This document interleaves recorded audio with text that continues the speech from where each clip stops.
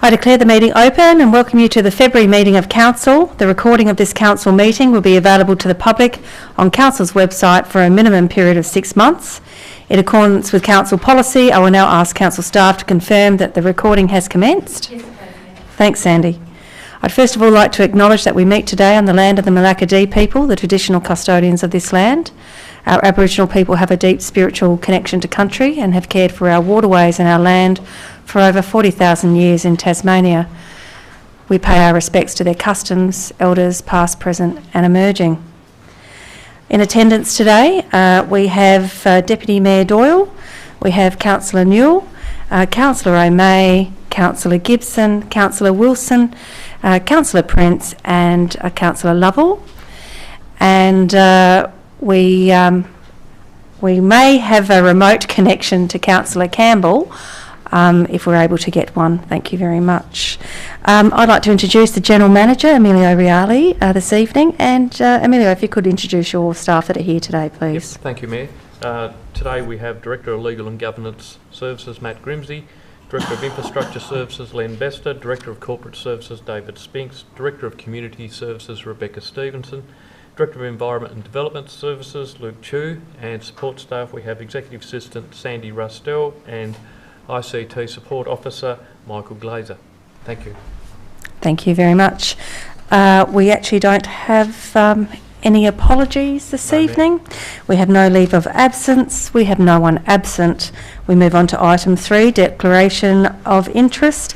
Councillors, is there any item on the agenda this evening that you wish to declare an interest in at this point? No? All right, thank you. We'll move on. Confirmation of minutes, item 4. So I need someone to move the minutes for the ordinary meeting held the 27th of January. Councillor Wilson is moving. I'll take Councillor O'May as a second. Thank you very much. And all those in favour, please raise your hand. And that's all councillors present, and the motion is carried. Thank you. We now move on to item 5. There are no legislative items. No, Mayor. There are item 6. There are no urgent matters. No, Mayor. And number 7, for councillors, if they would like to make any announcements this evening at all. Yes, Deputy Yes, Mayor Mayor. Doyle. Yep. Thank you, Mayor. I went to Launceston for 2 days of personal development with only a couple of councils not represented. We had a lot of good conversation, and at the end I could not have been more proud of our valley, our General Manager and his staff, as I had not realised they had been punching above their weight with our strategies and policies. I had other councillors approach me to look over our documents, so yeah, well done everybody. Thank you, Councillor Doyle.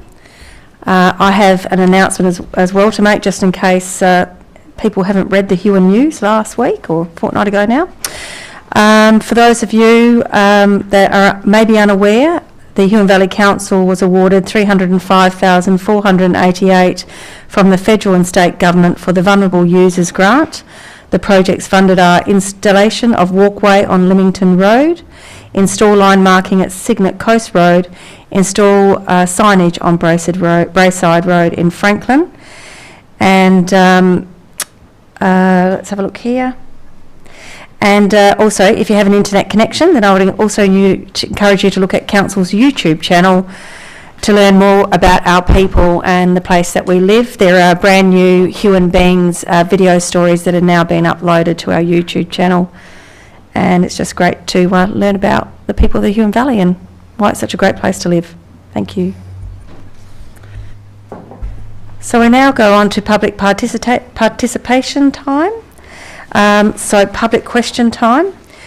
Where questions can be answered, the question and answer will be recorded at tonight's meeting. Where questions cannot be answered, the question will be taken on notice and answered at the March Council meeting.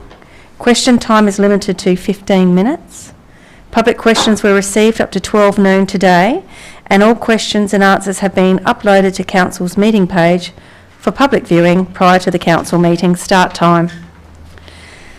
There are no answers to previous questions taken on notice.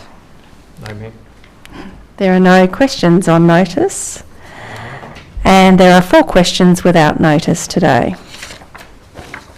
The first question is from Patricia Brown of Huonville. There are many children living in Knotwood Lane, Huonville. There are drivers who speed and hoon in the street, treating it as a racetrack. It is an accident waiting to happen. Can Council please install a 20-kilometre speed sign in Knotwood Lane, Huonville? So, Patricia, just in response to your question, the setting of speed limits on roads can only be authorised by the Commissioner of Transport. Noting that Knotwood Lane is a 248-metre no-through road in Huonville, it also is subject to the Tasmanian default 50-kilometre for urban built-up areas. The reasons given in the question on notice refers to driver behaviour, which unfortunately will not be addressed by lowering speed limit. Hooning and speeding are a matter for police attention. We are always encouraging the public to contact the police and to provide police with evidence. This information could be the driver's name, their address, the colour of the vehicle, the make of their vehicle, their registration number on their licence plate, video footage and still photos. You do need to give them the location, of course, and the date and time, but you don't need to give them your name. You can contact the police by phoning 131 444 and you can be anonymous. Thank you, Patricia, for your question. We now move to question 2. Jeffrey Swan of Lonavale. The first part of that question is, will Council please advise and explain what is the added financial and staff impact in the setting up of tables and chairs in the Town Hall as it is proposed for the upcoming AGM on the 10th of March 2021 in agenda item 15.008/21 of tonight's meeting? And Mr. Swan, our response is the added staff impact is the time taken for moving of tables and chairs from the council chambers to the hall, the setting up of chairs, audio-visual equipment, and for the use of audio-video equipment and a staff member to operate this during the meeting. Financial costs are minimised as this work will be undertaken within work hours. However, there will be an additional 4-hour cost associated with equipment hire and a camera technician attendance. The next part of that question is why cannot the setup and pull down be completed during normal office hours to prevent additional costs so the AGM can be held at the traditional meeting time of 6 p.m. rather than the proposed 4 p.m, which will then allow 9 to 5 workers to attend? And the response to Mr. Swan is setup and pull down would be completed during normal office hours. However, and in addition to the audio-visual equipment and camera technician, an additional staff member would be required to attend the AGM out of hours to assist with COVID requirements, and this will be at an extra cost. Thank you for your question. We have one more part to that question. Why cannot a camera be set up on the upper balcony along with an audio feed from the Town Hall theatre so sound system to then be cabled into the sound and video setup now in the chamber, which will negate the need to hire in additional equipment? And Mr. Swan, the answer is any course of action proposed for the Town Hall will require cost, whether that be purchase of equipment, hire equipment and the appropriate wiring and connections from the hall to the chambers. And there is no budget allocation available at this point in time to undertake either option. Thank you. We'll now move on to another question from Jeffrey Swan. Will Council, and these are in parts, will Council please explain what was the reason and what are the costs for setting up a Cecil B. DeMille style production suite in the chambers with multiple hardwired cameras, superimposed titles and a vision switcher which requires an operator rather than a non-hardwired system that could be easily and cost-effectively rearranged once COVID restrictions are eased? And our response, the camera setup in the council chamber is a standard IP-based system fed into an off-the-shelf video capture streaming software with no complex vision switching hardware. A power over Ethernet hardwired system was chosen for reliability and for reduced ongoing cost, given the intention to use the system for purposes in addition to council meetings. In other words, the system was installed with a post-COVID return to normal objective in mind, and for this reason, there is no intention or need to rearrange the setup because it was always intended to be permanent. The total cost was $12,465. Other part of that question, what is preventing council from using the town hall for all future ordinary meetings of council, even just using an audio feed and no video feed for live streaming until COVID restrictions are eased? Answer. To you, Mr. Swan, is a departure from video feed and live streaming would be a significant step backwards in the way that council meetings are available to the public now. During COVID restrictions, the council was attempting to make council meetings as available to the public by way of live stream. Whilst the council looking towards returning to public attendance, the current system allows the opportunity for more people to view the workings of the council meetings than those who are able to attend in person. And the other part to that question, why is council, unlike many other councils in Tasmania, persisting with no possible gallery when there are other options available to include using the town hall? And in response to that question, once the council chambers is set up for COVID safe requirements, there is no room left for the gallery. During COVID restrictions, the council was attempting to make council meetings as available to the public by way of live stream. Whilst the council looking towards returning to the public attendance, the current system allows the opportunity for more people to view the workings of the council meetings than those who are able to attend in person. Moving to the town hall on a regular basis without the supporting technology has the potential to reduce the accessibility of council meetings. And council is fulfilling their obligations to the public and meeting COVID-19 restrictions. Thank you for your question. We now move on to the final question for this evening from Dr. Liz Smith of Signet. At the January 2021 Huon Valley Council meeting, it was agreed to hold the Council's AGM at 6 p.m. on Wednesday, March 10, 2021, without the participation required for the public to ask questions and or move motions. The recommendation is now to hold the AGM on March 10 at 4 p.m, which is during the working hours of many people in the Huonville Town Hall. Council meetings, including AGMs, have never previously been held earlier than 6 p.m, and the rationale for a 4 p.m. start appears to be entirely due to staff costs. And then what would the additional staff cost be if the meeting were held at 6 p.m. instead of the proposed 4 p.m. start? And in response, the answer is, in addition to the audio-visual equipment and camera technician, an additional staff member would be required to attend the AGM out of hours to assist with COVID requirements. Council is willing to trial new meeting time for the AGM, and we will consider the impact and feedback it receives for preparing future AGM meetings. And the last part of the question, will the councillor tables and seating be demountable tables and the chairs usually used in the town hall, and what is the cost of setting up and removal of tables and chairs, and the cost of hiring audio recording equipment for the AGM? And the answer, the tables and seating from the council chambers will be relocated to the hall for the meeting. There are resources required in setting up and removing of tables and chairs in office hours, and there would be additional staff costs if done after hours. And I think between Dr. Liz Smith's questions regarding the AGM and also the questions asked by Mr. Swan, there's quite a thorough explanation there that would satisfy, I think, anyone in the future that might ask that question between now and the 10th of March. Mayor, yes. before we move on, Councillor Campbell is now available to be called if you'd like to. Yes. Yep. Let's Okay. certainly try and dial her in. Yes.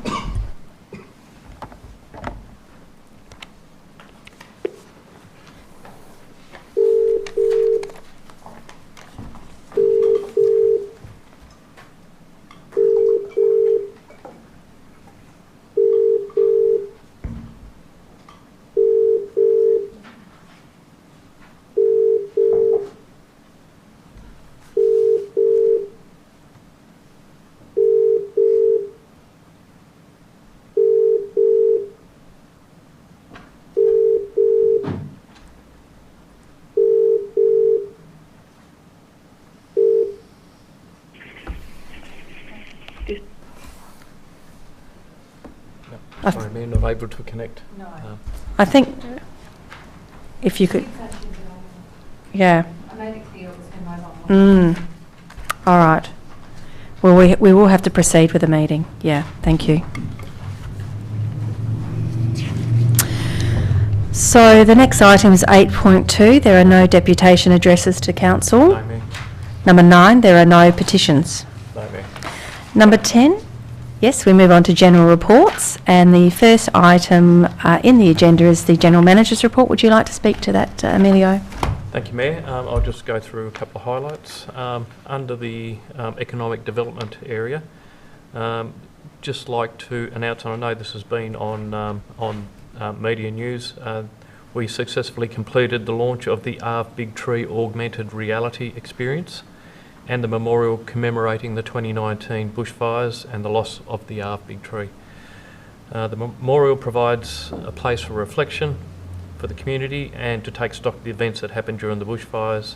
It does incorporate some quotes from people who were interviewed for the Huon being stories, and they're actually on the surrounds of the tree, and the augmented reality experience is available for anyone if they would like to download their app via the App Store, so on their smart device. So and we've had very good feedback from people who have done that and gone back to the Jefferson Town Hall to actually provide that feedback. So that's been good. We also assisted in the delivery of several seasonal worker induction registration sessions in Huonville and in Glenorchy. The sessions did attract those interested in registering for seasonal work for this harvest. They were delivered in response to urgent calls from fruit growers who needed additional workers to pick their fruit. Under communications and media, the most popular Facebook post, Burton's Reserve toilet block vandalism. So 3,381 people engaged in that post. And also Dylan Lovell, Young Citizen of the Year, 1,556 people engaged with that post, which was made Dylan pretty happy. Under social recovery, town teams engagement has continued, and we've in regard to the community-led projects, and there were some sessions held yesterday and a officer one today, and we had good attendance at those. We're developing an emergency relief and support card for sharing with the community through print and digital. Developing promotional campaign for the local directories listing for here in the Huon Valley. Developing a good neighbour program that encourages neighbours to look out for each other. Exploring options for communicating with townships, such as digital signage at each town, and which will pretty much let people know if there's a celebration or whatever's going on in the town. Waste management, there has been some waste management workshops that were presented to councillors on 12th of January to provide an overview of the waste management challenges that we'll be facing in this municipal area. And from the waste transfer station, we've degassed 59 fridges in January, and that brings the total for this financial year to 187. That's capturing the gases out of the fridges, which is known to be a significant greenhouse gas contributor. In the NRM program, new weed infestation of horehound was discovered and treated. This was in the Renala area. We've had on-ground weed control program initiated on Skinners Creek in the Black Gum reserve area, so that some of the infestation of weeds there has been treated, and a wide range of black gum forest community species have been ordered for a revegetation project in that same area. That's pretty much the highlights, Mayor. Thank you very much, General Manager. We now move on to the Mayor's activity report. I'll try and keep it as brief as possible. A 30-minute meeting with Deputy Prime Minister McCormack. That gave me the opportunity to provide an overview of the population growth and the infrastructure needs of the Huon Valley, in particular Huonville and Cygnet. I'd like to thank Senator Dunningham for actually providing that opportunity to me, and for strongly advocating the need for continued investment in the Huon Valley as the fourth fastest growing municipal area in Tasmania. Australia Day presented an opportunity to pay my respects to the members and friends of the South East Tasmanian Aboriginal Corporation at a dawn service where I was asked to be a guest speaker, and the poem that I wrote, which was published in the Huon News, was dedicated to Uncle Rodney. On Australia Day, I also had the pleasure of welcoming new citizens to the Huon Valley and sharing in the excitement of handing out Australia Day awards. Some wonderful people that we have here in the Huon Valley that are continually making a positive impact on the lives of other people. And thank you very much to those people. And finally, thanks to the Economic Development team and the work they did with the Hand-Built Creations, Nina Patina and Flux Engineering, our local brands, our local businesses, to produce the ARV Big Tree augmented reality and sculpture in Heritage Park, something that we can all be very proud of. So the next report that's listed is the second quarter. Sorry, Mayor, to interrupt again. Yeah. I've got Councillor Campbell has actually been having some phone troubles and has provided a new number to try if you're. I think we should, because we haven't got to any of the reports as yet. Yes, thank you.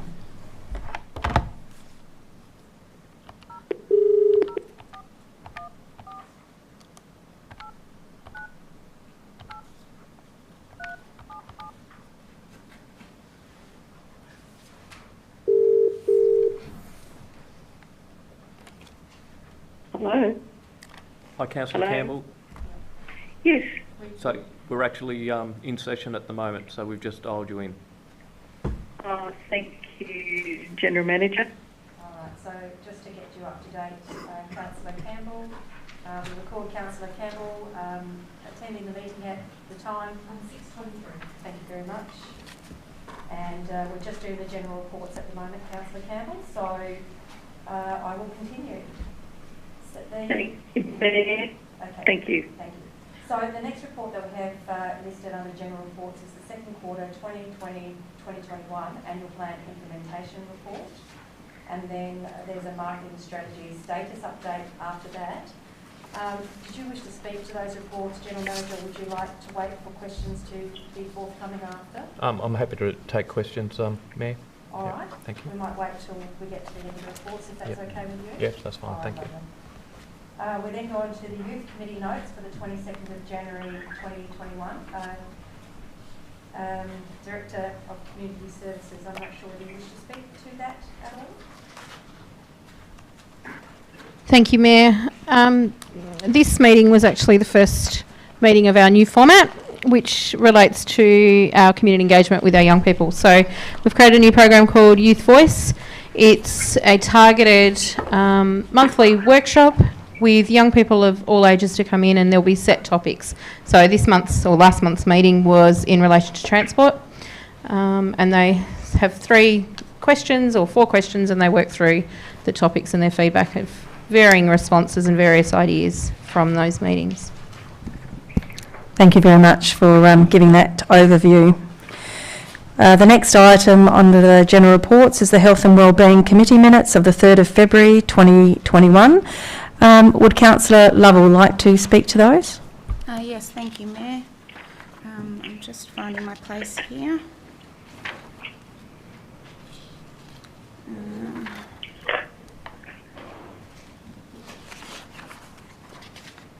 Sorry, I'm just finding where I'd... the names.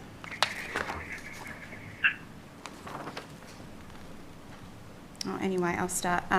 So I just wanted to acknowledge we had, I think it was 3 resignations from the committee. Beck, I'm just trying to find it in the 2. I just wanted the name so I could at least... oh, here we are. Sorry, yeah, no, I found it now. So we received 2 resignations on the Health and Wellbeing Committee from Deirdre McGowan and Joanne Bateman. So I just wanted to take the opportunity to thank them for their time on the committee, and just let people know that Council is actually advertising for anybody who would like to make an application to become a committee member. So I think we actually have 3 positions vacant. So if anybody would like to apply, they can call Council or email, and on Facebook there is actually a direct link to an application form.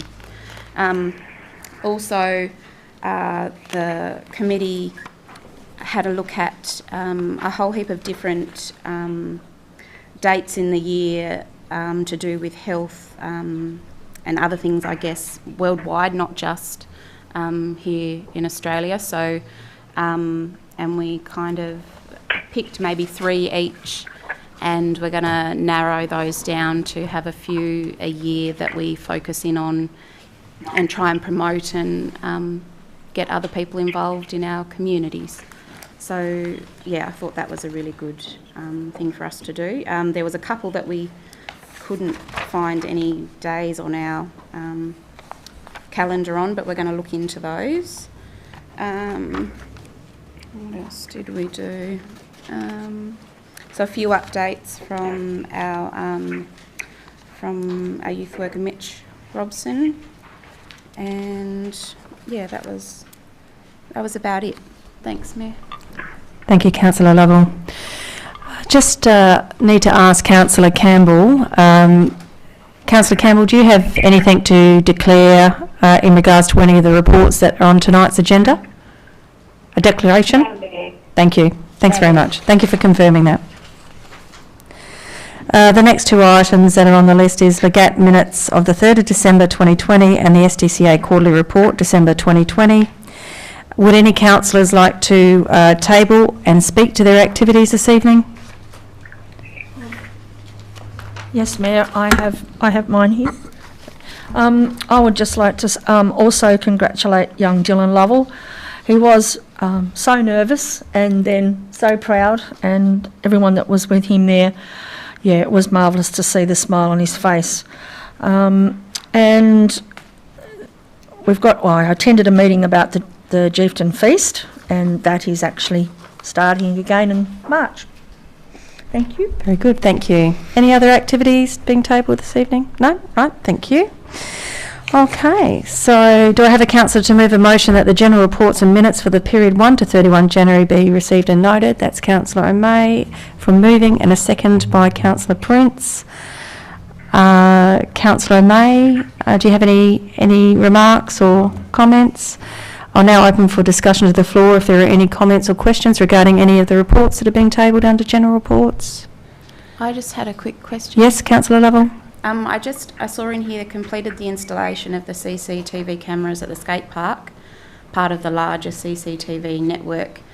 Has there been any feedback since they've been in place at all? Has council heard anything? Through you, Mayor, no, but we have had the police have been utilising footage from the available ones that can be accessed, which is Heron Street and oh, sorry, it's just Heron Street. So, we also have one at the depot that overlooks Skinner's Drive. So, yeah, so they've been operational for a little while now. But we're waiting on Tas Network connections to connect the power to the other ones. Okay, thank you. Any other questions? Councillor Campbell, do you have any questions regarding those general reports? No, thank you, Mayor. All right. Do you have some questions? Councillor Doyle. Yes, the Health and Wellbeing Committee, so there's three seats available, and we can advocate for that to find people. Yeah, through you, Mayor. So advertising has started. There is Okay. a form on the website, as Councillor Lovell, alluded to. There is positions. I can't confirm if it's 2 or 3. It's definitely 2. Yep. There could be 3. There is different areas of interest. Yes. So we do try to keep that balance across the committee. Yep. So it is worth having a look at the expression of interest form. But absolutely, advertising started. Okay, thank you. Okay. I just have some questions, predominantly about the... so on page 3 of 38, it would be of... I'm just trying to think if it was actually the quarterly review. No, it wouldn't be. It would be the General Manager's report. So on page 3 of 38, Community Services.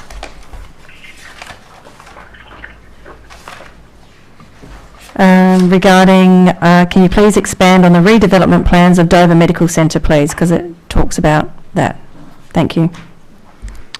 Thanks, Mayor. The redevelopment of Dover Medical Centre has been a priority project for Council for a number of years now. The purpose of that meeting was to meet with the recently appointed acting CEO of Huon Regional Care to discuss our plans and bring him up to speed with the proposed priority project going forward. Lovely, thank you for that. On the same page, the Tasmanian Community Fund grant. Can you please advise whether consideration has been given for Huonville's town team's movement to be involved in planning and designing work for the new hub outdoor recreation space? Thank you. Yeah, thanks again, Mayor. The feedback and suggestions we've received from both the town teams and the Huon Valley Hub engagements are informing us on the community ideas. The intention will be to engage further on the space with the community with the establishment of a town team one option if a team came forward to deliver a component of the green space. The funding that we've received for that space does have some parameters as to what it's to be used for. So if there was a team that was interested in doing an activity in that space, absolutely. Right, great, thank you so much. On page 4 of 138, use of the Huon Valley Hub. What percentage of time would the hub be booked per month at the moment? Thanks, Mayor. The bookings are sitting at about 50% over the 7-day week. That's great. That's good. Thank you. On page 6 of 138, road crashes.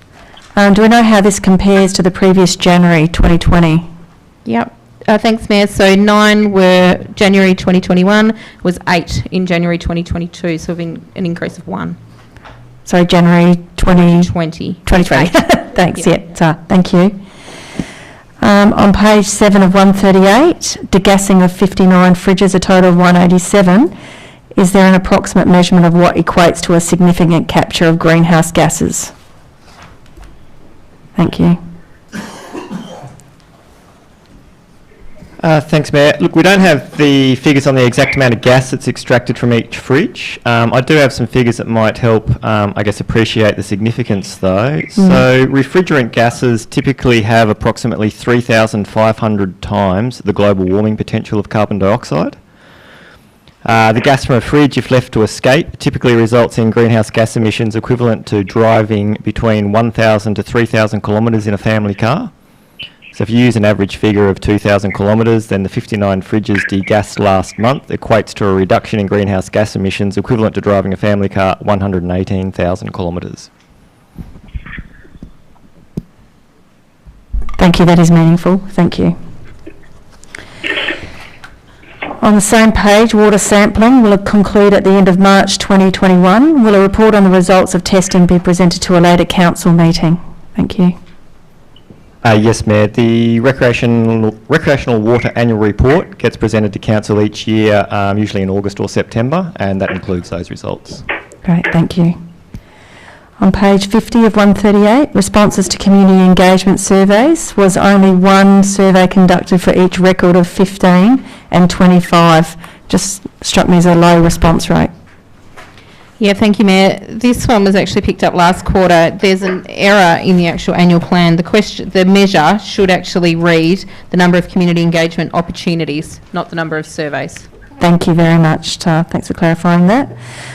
Just 2 more to go. On page 51 of 138, youth activities. It looks like on average that these activities are attracting 10 youth per event. Is this correct? Thanks, Mayor. The attendance for youth events will attract different groups of youth, and we're seeing that depending on the event. For example, so the roving program on Wednesdays attracts different youth each week, and each location will have a different group because it is roving around the valley. The Dover program on a Thursday has the same youth attending each week, and Huonville has similar attendance, but we are seeing new youth coming and checking out that space as well. Right, so it's good that it fluctuates. Good that there's new faces. Yeah. On page 123 of 138, Youth Committee and Transport, which I think was touched on earlier on. So first of all, thanks to the actual Youth Committee members for actually getting involved and sharing their opinions on these things and their concerns. Just interested to know what happens to that information. Thanks. Thank you, Mayor. So following each meeting with the group, the notes are obviously compiled and collated to pick some themes out. what we then do is at the following meeting, so the meeting's actually scheduled for this Friday, there are 2 proposed actions that are being presented to the Youth Committee, and they a third option. And those proposed actions, and of course it's up to the committee if they feel like these are the right direction or if we need to look at some alternatives, is writing to either TassieLink and or the Transport Minister, facilitating forums, as well as nominating another action that they feel is better addressing what their concerns are going forward. So really leaving it with a community youth-led perspective on that feedback. Sounds like a good empowerment model. So, yep, thank you very much for explaining that. All right, so I'll put the motion. All those in favour, please raise your hand. And that's all councillors present. Are you in favour, Councillor Campbell? Yes, thank you, Mayor. Thank you. So that's all councillors present and the motion is carried. Thank you. We now move on to number 11, council workshops, and I'll hand over to the General Manager just to summarise up our workshops. Thank you. Thank you, Mayor. On the 2nd of February 2021, we had a NRM presentation about weed management in the Valley from our weed management officers. And we also had our a presentation on rates modelling by our Director of Corporate Services, ready to start the budget process for this coming financial year. On 16th of February, we had an update from our Manager of Economic Development on the Economic Development Strategy and the review and and the activities being undertaken by that unit. It also included an update on the Council's participation in the Neighbourlytics launch, which is a data collecting program, which is part of the Launch Cities program that we're part of. And we also had a brief on the Huon Valley brand marketing program. And that was the workshops, Mayor. Thank you very much, General Manager. We now move on to item 12, which is councillor questions. We have a question taken on notice. Thank you. From Councillor Wilson. Thank you. So Councillor Wilson's question was, is it possible to be provided a breakdown of costs regarding household waste, including curbside collection, the period of the current contract, pros and cons of carrying out this service within council? And Councillor May requested to include the cost to council for collecting dumped rubbish. So in response, the answer is curbside collection.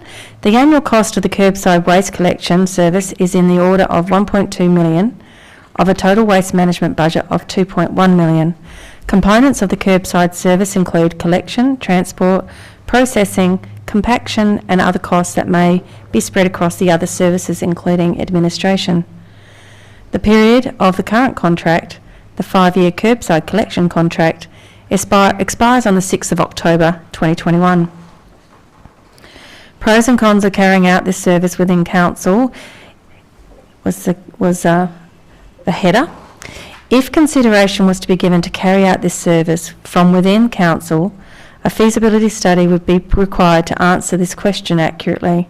Generally speaking, the benefits of councils running the service can include more control over the service standard, required plant and decision making, while cons can include higher costs associated with maintaining a fleet, staff and infrastructure independently. It is likely that contractors are able to achieve economies of scale by operating across several councils or customers. The next heading is the cost to council for collecting dumped rubbish. The public can now easily report litter and dumping on public land on their smartphones, tablets and computers via the Report Rubbish app. The Litter and Dumping Management System, LADMS, provides land managers with a tool for managing reports made through Report Rubbish.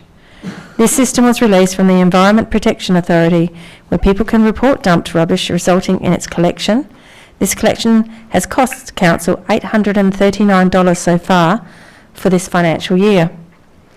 The increase in dumped household rubbish in and around public bins has resulted in an increase to the rubbish collection schedule by approximately 1 full day per week, including plant, labour and tip fees, which equates to $697.50, and for a 6-month period, this would equate to $16,740. That is the response from Environment, to both Councillor Wilson and also Councillor O'May. Thank you. And thank you for the department for responding to that question. 12.2, are there any questions without notice this evening? Yes, Councillor Newell. Mayor, I just want to ask, after a phone call today from a ratepayer and numerous inquiries over the last few months, our pre-council meetings, our question and answer sessions, I understand that we took these on as new councillors, but I think over 2 years has passed now, and I think repeatedly I keep getting asked the same thing from ratepayers, is why are we still having them? I think maybe it's time that we considered doing all our talking in public rather than at meetings before council. I probably the best would be for the General Manager to respond as to advise the public about what those meetings are for, Okay. and that they're not, and he'll clearly be able to describe that they're not actually for decision making at all. And I know that's obviously what people are concerned about. This is the first council that's ever had pre-council question and answer sessions, that's all. And after speaking to former councillors and people on the council, they're asking questions too as to why we need to have them.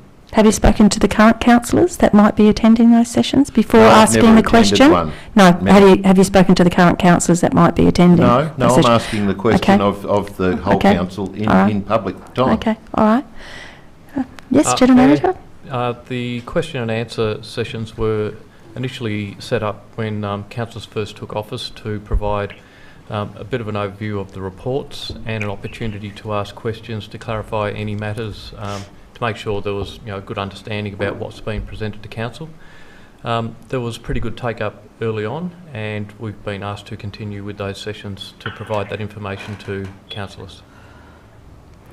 So my understanding, because I don't attend those meetings, or rarely do, but if there is actually a question regarding a particular report, there's, as in, to gather information up that might need clarification. So instead of perhaps an officer getting 4 phone calls regarding the one report, that there was an efficiency reason to have the Q&A sessions at a scheduled time and place to give the opportunity for those councillors to ask that question instead of getting on the phone and asking that question. So I suppose if the Q&A sessions became not available to councillors, then councillors still have the right to seek clarification out directly to the directors of those areas. Yep,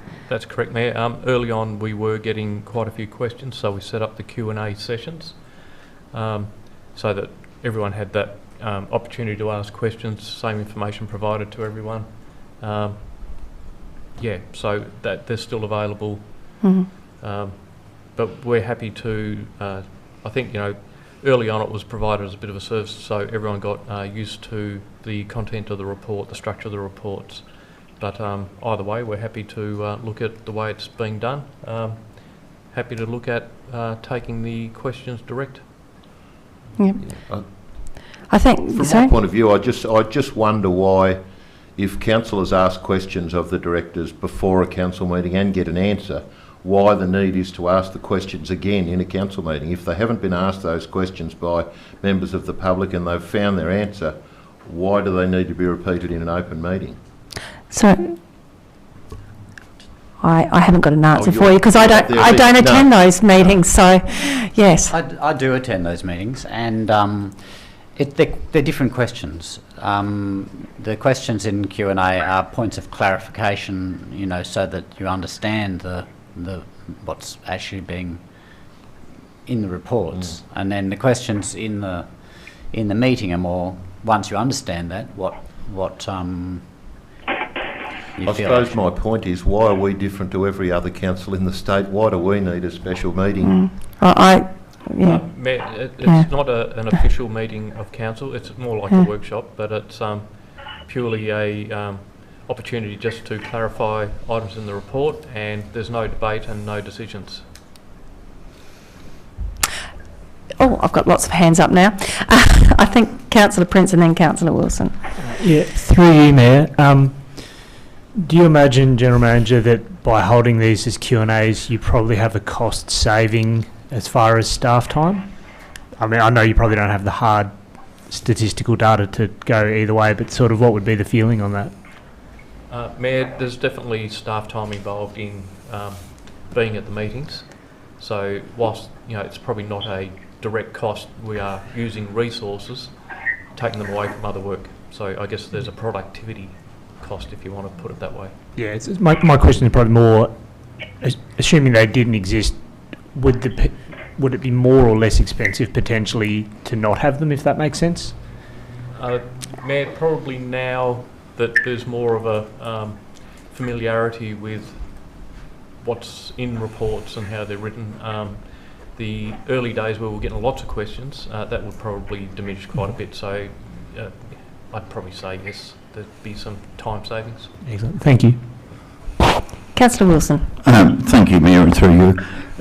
Personally, I think that we'd get more discussion and more debate around a table, and the ratepayers who we represent are the people that I'm looking at. They can hear what we're discussing, hear what we're debating, and I think that's gone away from the councillors in the past, unfortunately. I understood why it was put there when the new council come to being, but I think now is something that we should be looking at. If we're open and transparent, as far as I'm concerned, we're going to get more discussion like we are getting now around the table, and hence the general public are listening to what we're saying.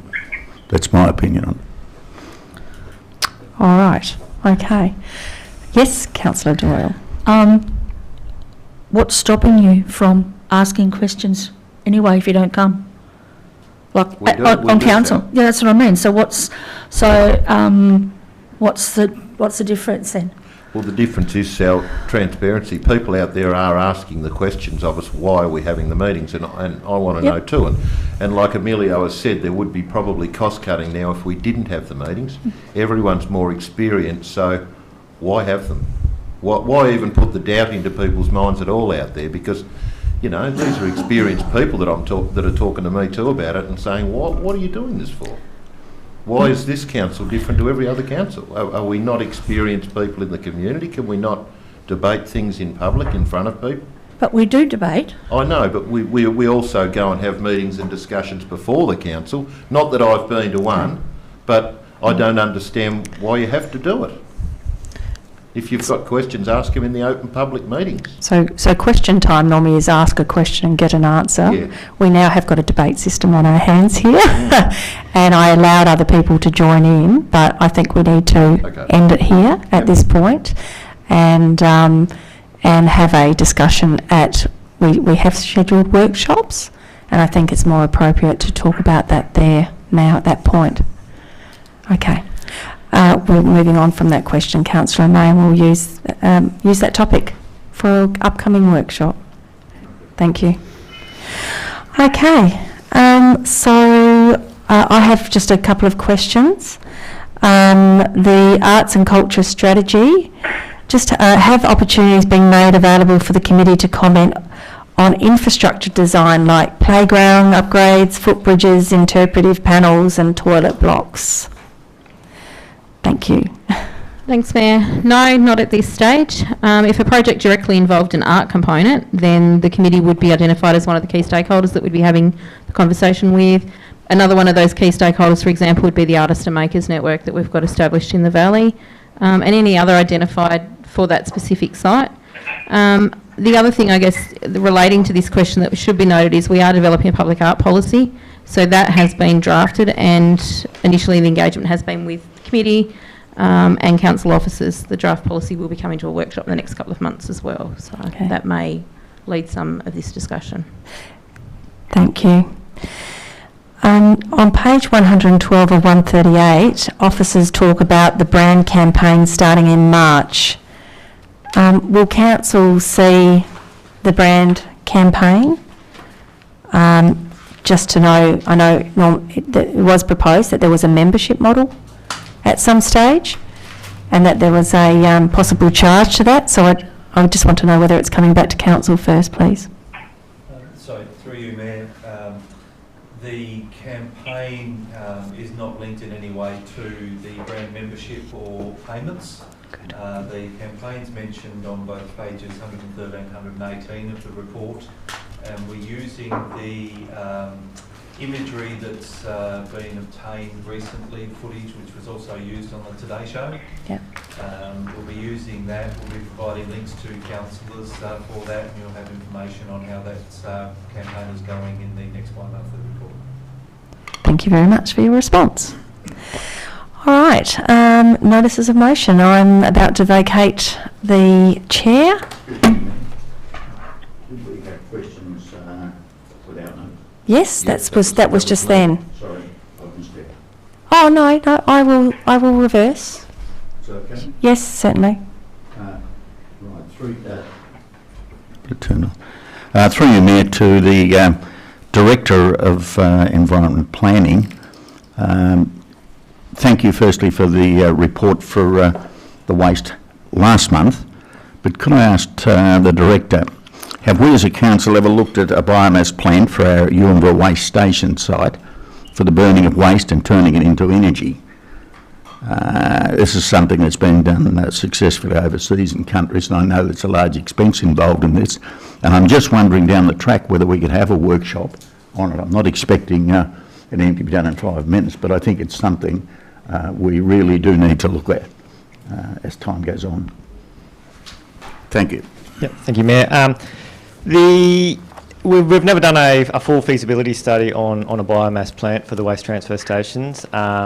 I guess we have had some discussions with experts in that field regarding, I guess, the potential of those sorts of facilities, though. And so I know that, as you've alluded to, the very high capital cost is obviously a barrier. Mm-hmm. The other one is you typically need an adjoining user of that heat and energy to make them more viable.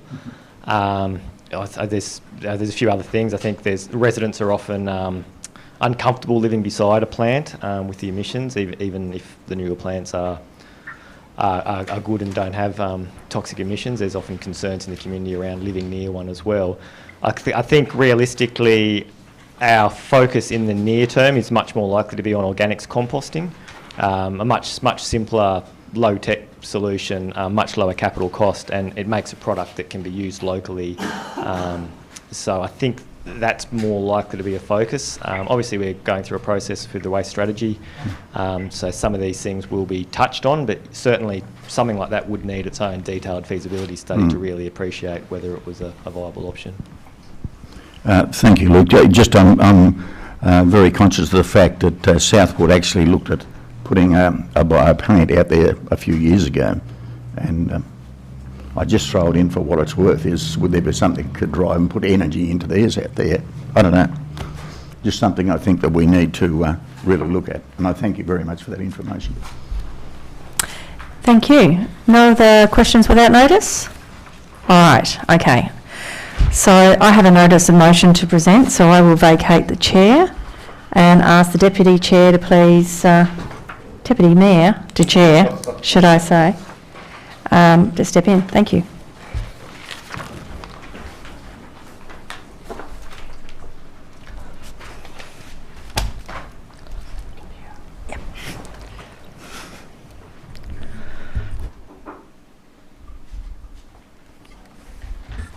So I'd like to move a motion this evening that the Huon Valley Council involves their community in a campaign for funding of projects that are listed as priority and advocacy projects for the Huon Valley. And the campaign is to include a social media campaign that concludes on the date of the state government election in 2022 and a template campaign letter for community members' use. I need someone to... Yeah, yep. Sorry. Yeah. Is anyone out there that would second for that motion? Thank you. Yep, Councillor Gibson. So would I like to speak? Yep. Speak on your motion.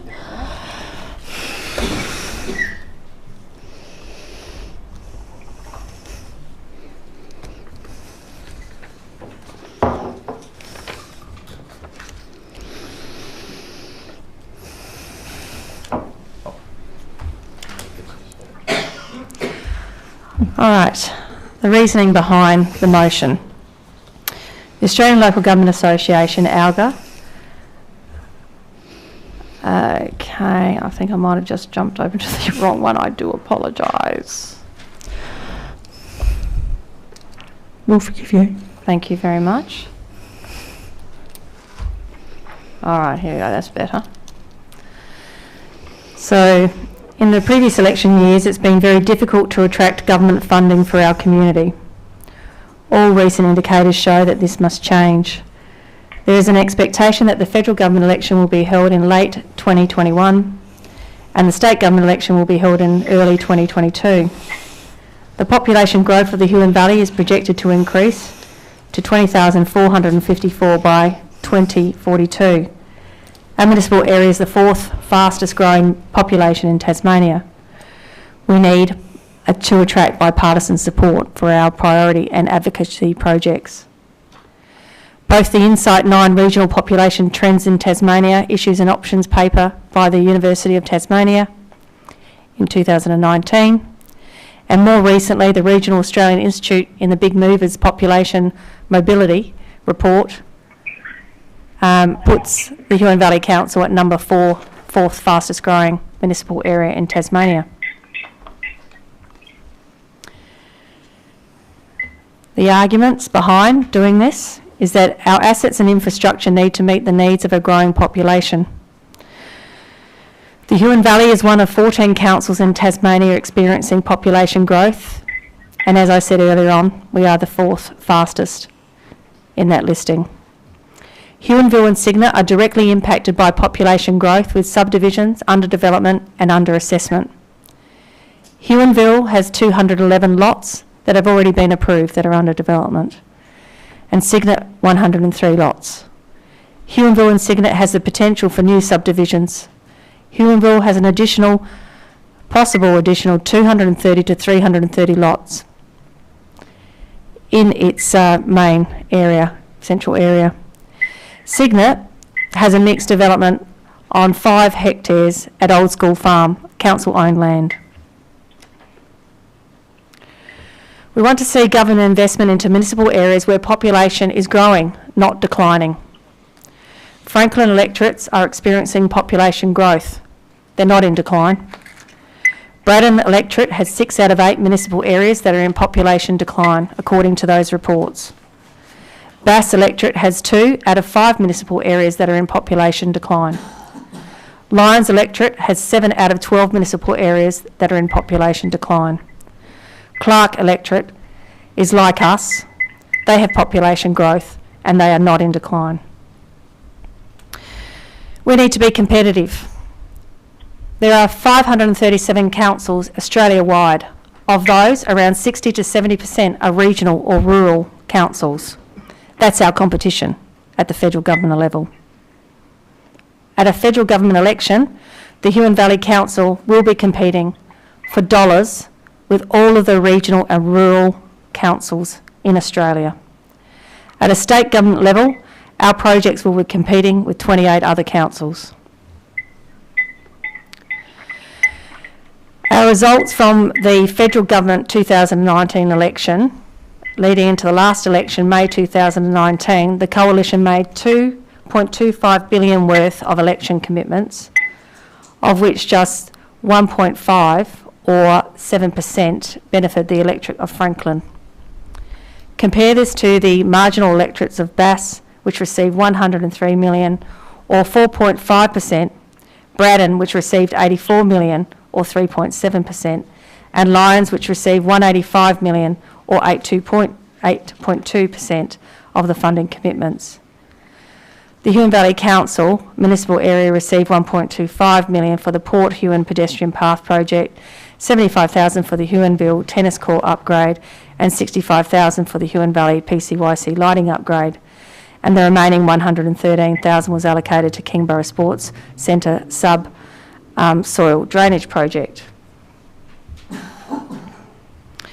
We've been very grateful for the funds that we have received from the federal and state government. Some of those funds are also shared with councils right across Tasmania, with state government with their programs. The Channel Highway Diversion Project, for example, that is worth 7.3 million. My understanding of that 7.3 million relates to the upgrade that is well overdue along the foreshore in Huonville, which also incorporates 2 bridges. When Adriana Taylor was here as the Commissioner, there was an agreement put in place that the funding for that particular upgrade of that project was agreed to be used for the diversion, to be diverted over to the new section of the Channel Highway via Flood Road.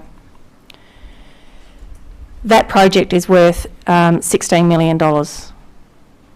So we have guaranteed funding of 7.3, but as I said, that was already allocated for the upgrade of the existing section.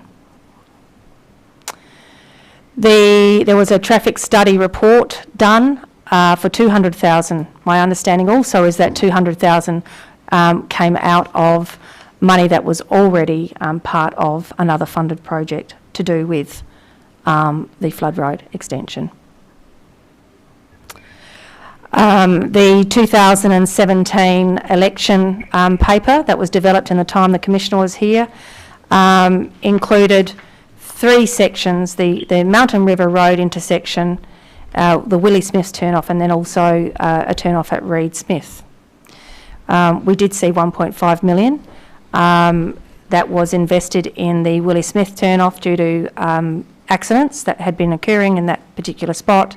But there is still obviously work to be done on the Mountain River Road intersection and the identified turn at Reed's Fruits, which is also, I believe, a car accident place there. So the Franklin Foreshore development. So yes, we did get 750,000, and we were very grateful for that. But the Commissioner did ask for 2 million to do the job. The mountain bike trail feasibility study. We did get the 80,000 for that, and that's great. We've been able to complete that work and progress onwards, so that's been wonderful.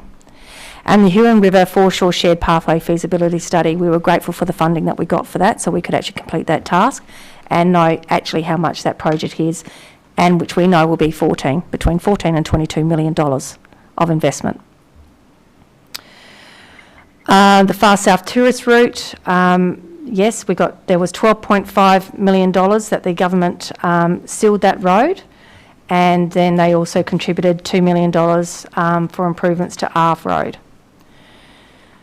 We have some of the other investments that government have made has been in their programs, as I mentioned earlier, which is the fast charger program around the state. Then we were fortunate to get some other funds which were mentioned earlier. So not all of those funds that I mentioned came as a result of the actual election. They were on the election paper in 2017, but they didn't all come as a result of that. So what I am proposing, because last time I brought this motion, a similar motion, not the same motion, just a similar motion about a campaign, the concern was about the amount of staff resources that would be consumed in a campaign. What I am suggesting is that if there were 8 projects, that there would be 8 Facebook posts that would be created and a couple of paragraphs to accompany those Facebook posts, and they would be just turned over again and again and again. We as councillors always advocate for our community, and what I believe is that it's now our turn to ask them to help advocate for projects that are here in our community that we need funding for, so that we don't miss out at the next election, federal and state, and done in a very supportive way, because we have a good relationship with all sides of government, and we obviously want to maintain that. But this is just to educate the community that these are the projects that we've got going. Thank you, Mayor. I'd now like to open it up for discussion. Are there any comments or questions? Yes, Councillor Wilson. Thank you, Deputy Mayor, and thank you, Mayor, for that discussion in regard to that matter. I think it was very important what you put together. But I can't support the motion using social media. I think we've worked hard with governments over the years, and I don't think some parts of our governments would take it kindly to so much social media getting out there.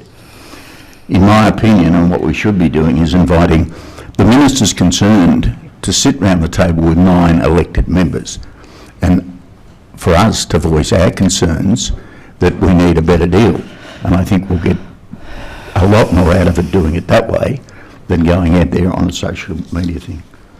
A campaign with the community on social media is also something that I don't agree with. We're elected by the ratepayers to represent them, and I think it's time that we started to represent all of us, the 9 of us, to represent the community the way we should be. And I would encourage you all around the table to let's start to do some heavy work on our politicians, whether it be state or whether it be federal, through our mayor, to get them around the table and to us to voice our concerns around this table if we don't believe that we're getting our fair share. I think we'll gain a lot more by doing that than going out using social media. That's my opinion. I don't take anything that you've said disrespectful either, Mayor. I understand your point that you're putting across, but I certainly can't support social media being used in this way. I think it would be bad for our council. Thank you. Thank you, Councillor Wilson. Councillor Gibson. Through you, Chair. I have a question back to you, Mayor. I'm just not quite clear on what the mechanism for the public to advocate to the politicians would be. I can easily see that your proposal will get the community on board, and I think that's a really good idea for everybody to be, clear on what we're advocating for, and not to be too splattergun in this. But what's the mechanism by which that pressure is brought to bear on the politicians? So there's 2. There's the social media, because politicians do use social media. Yep. We know that. And the other aspect was a template letter. And I did neglect to mention that. Sorry, I apologise. A template letter which would list all the projects and why they are important. And I know that I did have a concern that was raised about would the politician be inundated with template letters. But what normally happens in that situation is that a politician, a minister, would look at a letter once and then they would ask for a count. So how many of those letters do I have this week? That sort of thing. So, and because it's a template letter that would be written by the council, it would be in a very soft language, if you understand what I'm saying. We're looking for your support because we are very grateful of any support that we've received to date. It's more about the General Manager and I have many meetings, we have lots of communications, we have got a plan to catch up with all of the ministers again, of course, regarding these projects. We have got a workshop coming up to confirm and lock in those projects. It's about the past, really, to be honest. It's about the past and the money that has gone up to the northwest and the north, and the money that's been spent in southern Tasmania, particularly down in this end. So we can either keep doing the same thing or we can change it up a little bit. And that's why the idea of the post being created by the Huon Valley Council and the template letter being developed by the Huon Valley Council, that means it's our words that are actually on the post or in the letter. Yeah. Thank you. Yes, yes. Yes, go ahead, Christine, and I'll have... yep, that's fine. Thank you. I think that the recognition of the power of social media in a campaign like this is really quite powerful. I mean, we can't underestimate, that, all levels of government rely on social media, and it puts a certain amount of pressure on them. And I think coming up to elections, they have strategists looking at what is being said on social media. And as much as I don't like social media as a platform, I think we'd be unwise not to take advantage of it. I like the idea of certainly getting, ministers down to the table with all councillors. I think that's critical, but I think we should also, one of the key points you made, Mayor, was about partisan support, and I think that's one of the critical things that we need to gather in the valley, because we've had seen an enormous amount of money going up north. I mean, when you drive up there, you're astounded at the the development of the roads and infrastructure.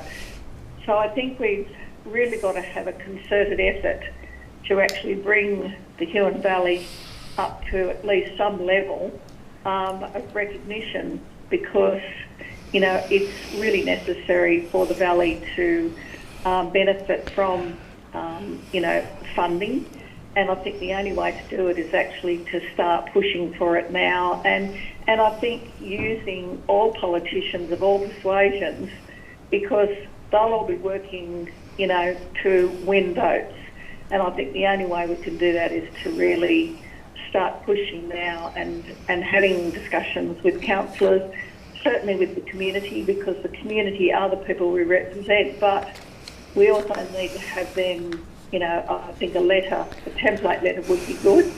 So I just want to add my support to going ahead with the motion. Thanks very much. Thank you, Councillor Campbell. Councillor O'May. Thank you, Deputy Mayor. Firstly, I'd like to congratulate you, Mayor, in your endeavour to procure some more funds for the Valley. I think it's much needed a long time ago. But I just have a few concerns personally myself with using social media after previous things I've seen of late with the American president and the way people manipulate social media. It can be good and it can be bad, and I'm just interested in who would be administrating the accounts, and I fear the negativity that some people, trolls and whatnot, that can use social media to their own advantage and railroad something which you're suggesting is all in good intent but might not necessarily come to fruition in that idealistic way that we would like. The thing that annoys me with the situation with the Northwest, and I think it would it upsets a lot of people in the south, is the way that people vote. And I would have thought the best way that we can go about this distribution of funding is educate our people on how to be a marginal seat. And either that or we've got to get Jackie Lambie to move to the Huon Valley. We need a crossbencher. If you understand the way politics works, the reason they've got so much money up there is because they've been trying to win these marginal seats, and it has really worked for their area. So it's my belief that we have to get people to start thinking about politics and thinking about our funding for our local area rather than their traditional family beliefs or workplace preferences, I might say. And I really believe if we can educate the people of our electorate how to vote, we would be much more successful in obtaining funds. That's all I've got to say. Thank you. Yes, Councillor Huon. Can I just first respond to, there was one question in there. Is it Q&A or is it? No. No, she was answering a question. Okay. Fair enough. Yeah, there was just one I question. didn't know whether there Councillor was May a had. question. Yeah. Councillor May's question was, he was concerned who would be looking after the social media account. Yes, gotcha. And the social media account is looked after by Huon Valley Council staff on our official council Facebook page. Thank you. Thank you. Okay, Councillor. Yeah, look, my big concern with social media is that if we start playing one party against the other, all we're going to get is a lot of empty election promises. I mean, I've asked for the figures this week on the last two elected government, state and federal, as to the funding we've received, and I think we've received very generous funding over the terms of both governments. I mean, in the last 2 years, the governments have had the bushfires and then the pandemic. They've looked after us well.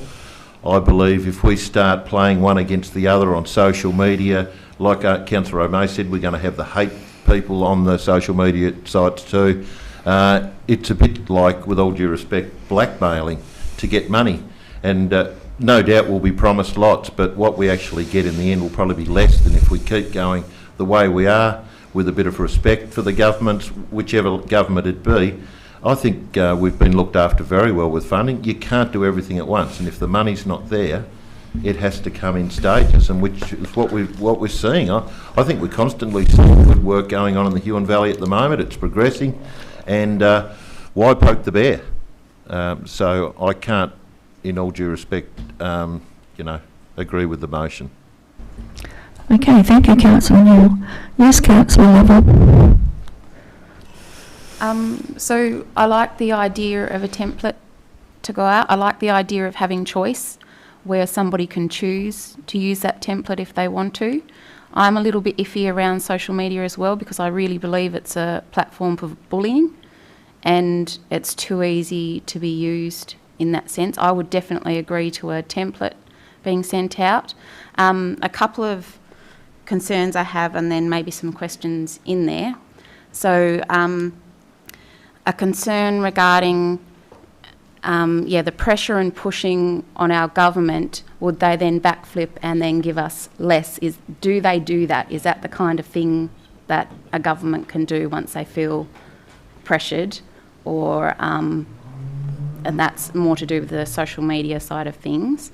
But also, could it be done with other councils involved as well, if we were to do a template, or if we were to do some sort of a campaign, so it wasn't just this one council going, we want more money, it was more of a combined effort, if that makes sense. Well, the answer is partnerships can always be approached. However, they would certainly have different projects. Secondly, I'm just trying to think of the first question you asked, Councillor Lovell. The template, no, she was happy with the template, wasn't it? You were happy with the template? Also, is there a different group that could do it apart from council? Because they, even though they benefit the community, they are council projects and we would hold the funds. That is why. You asked about the relationships. Did you ask about relationships at all? Yes. The government might do a back. Look, I haven't got years behind me to give you that answer, to be honest. All I can say is we do have very good relationships with all of the politicians, and we've been very busy building those relationships. And this is more about sometimes what governments want to know is, when projects are put forward, how supported are they by voters? Because when it comes to election time, it's the voters that count. So that is why, if you end up, for example, the posts go onto our page, and then they get shared from that point, and they might get shared onto lots and lots and lots of different pages, and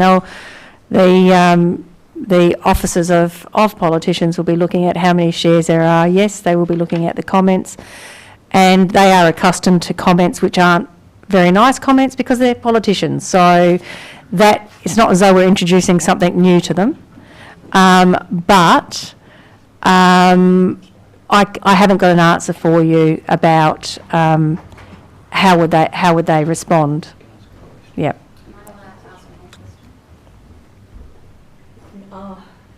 You can ask another question. Questions? Yes. Go ahead. Just from hearing what people have said around the table, would you consider amending your motion to just be a template and get pollies round the table with us? The politicians around the table is not something I have an issue with at all, and I don't believe that needs to be part of the motion. I think the social media, and I know that councillors here have experienced a lot of uncomfortableness, their own experiences of social media, and I can understand that position, but there's not many politicians that don't have a social media page, to be honest. They're always taking photos and putting it on social media and getting it out there. They're very active politicians, and most of them are. And they will be more active leading into a federal and state government election. I feel that the social media will have a lot further reach than the template letter. And so I think I would be prepared for the motion not to get up and it be lost, than actually remove the social media component. Thank you. Thank you. The question there? Yes, hang on a moment, please, Councillor Campbell. I've got Councillor Prince, then I'll come to you. Thank you, Deputy Mayor. So, firstly, I think you've missed the mark by not having Twitter on there. That's probably a more powerful representation of the way politicians use things, especially the way hashtags work. I believe this concept or idea could work on a state level, but on a federal level, I don't think it's got much chance at all. In my entire living memory, Franklin has been a Labor stronghold, and apart from 3 years of my memory, I think we might have had a Labor government early 90s, correct me, I could be wrong, but we've only had 3 years of Labor government in my life. I don't know if those two things might be one of the reasons why the Huon and Franklin electorate probably haven't received the equivalent funding that Braddon and Bass and to a lesser extent Lyons might have received. But certainly it seems to be the way that the closer the vote, the more funding you get. And on that sort of idea, and when looking out for the people of the Huon, because that's the people I represent, I could honestly care less who's federally in power or who's even our federal member, as long as it's close. That is, and should always be, in my way of thinking, for us to get funding, the priority should be it needs to be close.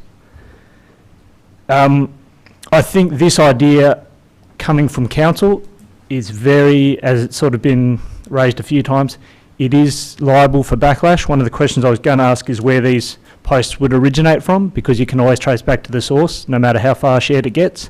And I do think on a broader scale that could actually come back to strikes down. However, as a grassroots initiative, especially on a state campaign run by some other organisation or group or individual who was standing up, I think that has a lot of legs. I think the balance of power at a state election could entirely be, if you break down the seats, the 25 seats of our state government, the Huon has enough votes to roughly affect one seat, which is enough to hold the balance of power. So there is a lot of potential gain to be had there by the right type of campaign. And I think the state, I think council using its official Facebook page is not the right way to do that. I thought for a second, Councillor Wilson, you were going to amend the motion or put forward an amended motion to have the relevant politicians come down and sit around the table. I do and would love to see more of that in the Huon. It would be great to have more of our federal and state politicians in a position to meet with us. Not to try and advocate bullying or anything like that, but I do know a couple of politicians sitting across 9 United elected members might encourage them to be a bit more forthcoming with funding for our wonderful municipality. My only other question, and it's I think Joanne, you touched on this and it was excellent, and something I was thinking about as well, is Kingborough being in the same, almost entirely within the same federal and state electorate as us. Perhaps we are better combining our powers. The last thing is, you've got on your motion to conclude in the state election 2022. What happens if the state election should occur earlier to that? End at the end. So the end of, so if we had a state election in 2021 this year and then another one in 2022 for whatever crazy reason. It wouldn't go beyond the period. Excellent. Yes. Thank you very much, Mayor. I think that's all I've got to say on the matter. Okay. Thank you. Thank you. Okay, I've got Councillor Newell, Councillor Campbell, and then I'll come to you. One last question from me. I wondered, with this motion, did you speak to the General Manager and get his opinion before you put this motion up?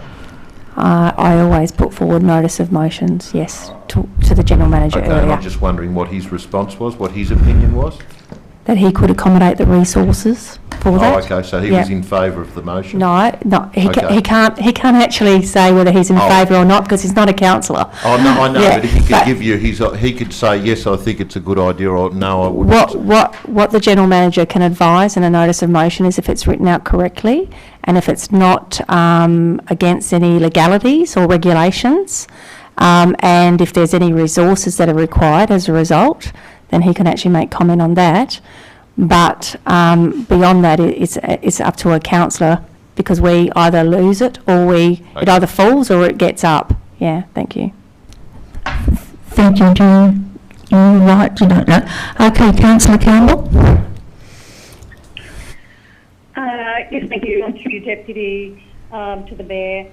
Would, when you're talking about the social media campaign, you mentioned about certain projects that you were interested in achieving to the Valley, or possibly achieving.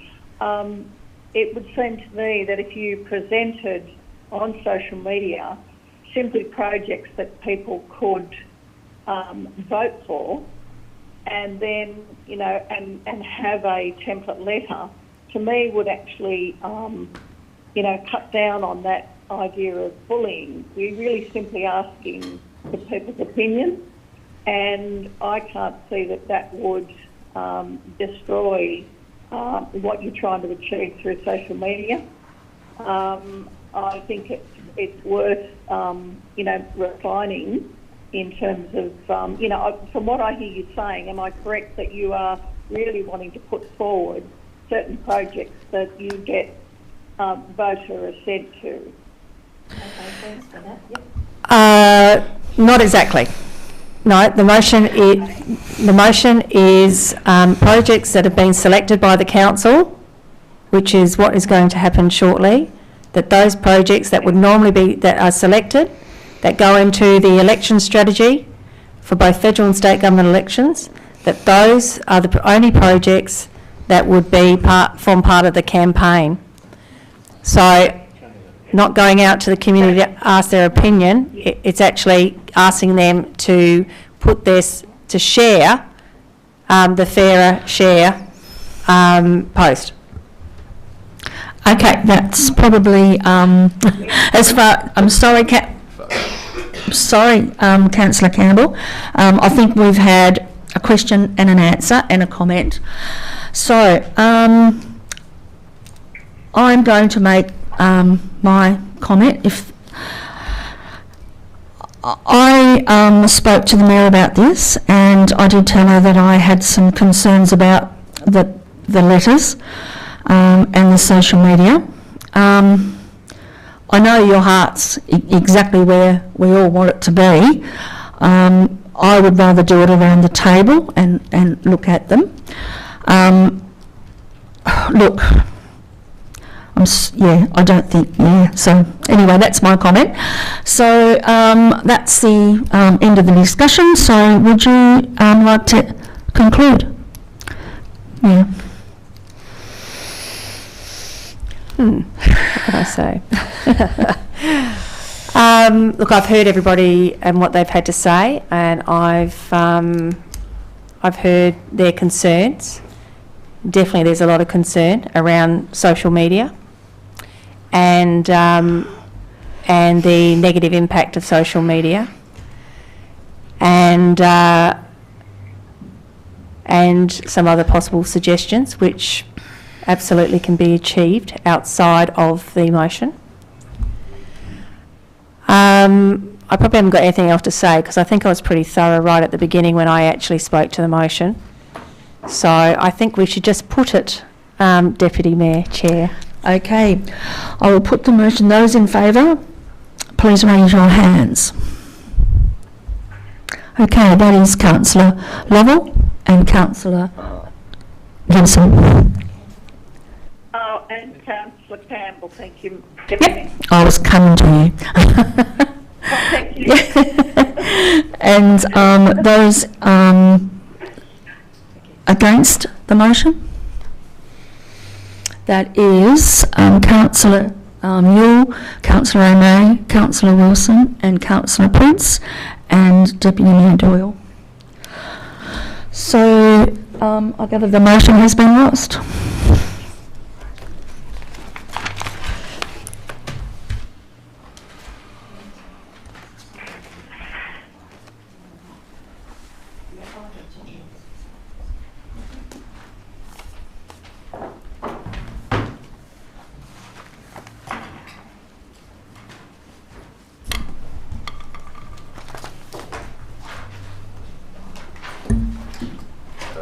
Mayor, can I be excused for a couple of minutes? Certainly. Thank you. Councillor Mule leaves at what time? 7:30. Thank you. Just need to get on the right page here.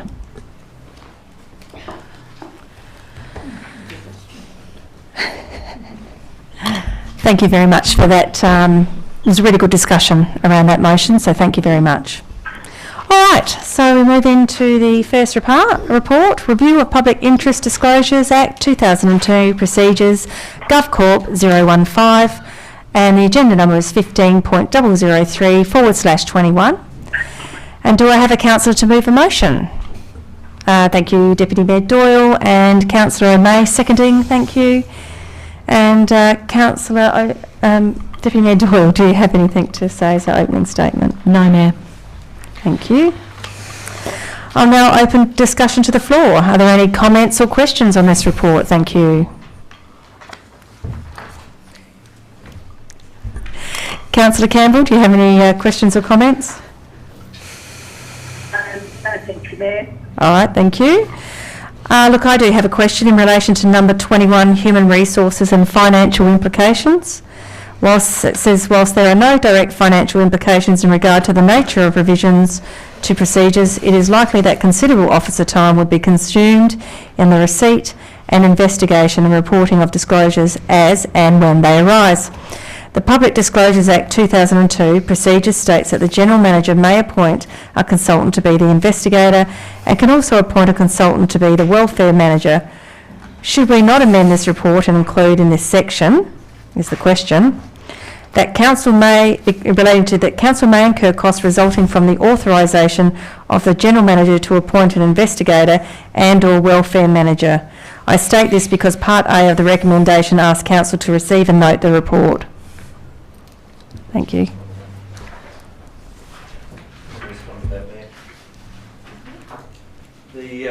Essentially under the Public Interest Disclosures Act, the obligation is on the principal officer, the General Manager as principal officer, to undertake those roles and functions. The council is not itself authorising the General Manager by adopting these procedures. It's actually a requirement of the Act. The procedures is just acknowledging. That makes sense. But there is also that cost, extra cost, which goes along with it. So to the extent that that is there, I can acknowledge that for you. Thank you. So yes, if there was an appointment, then there'd be an additional cost. Okay, all right. So any closing remarks from the Deputy? No, ma'am. No, lovely, thank you. I'll put the motion. All those in favour, please raise your hand.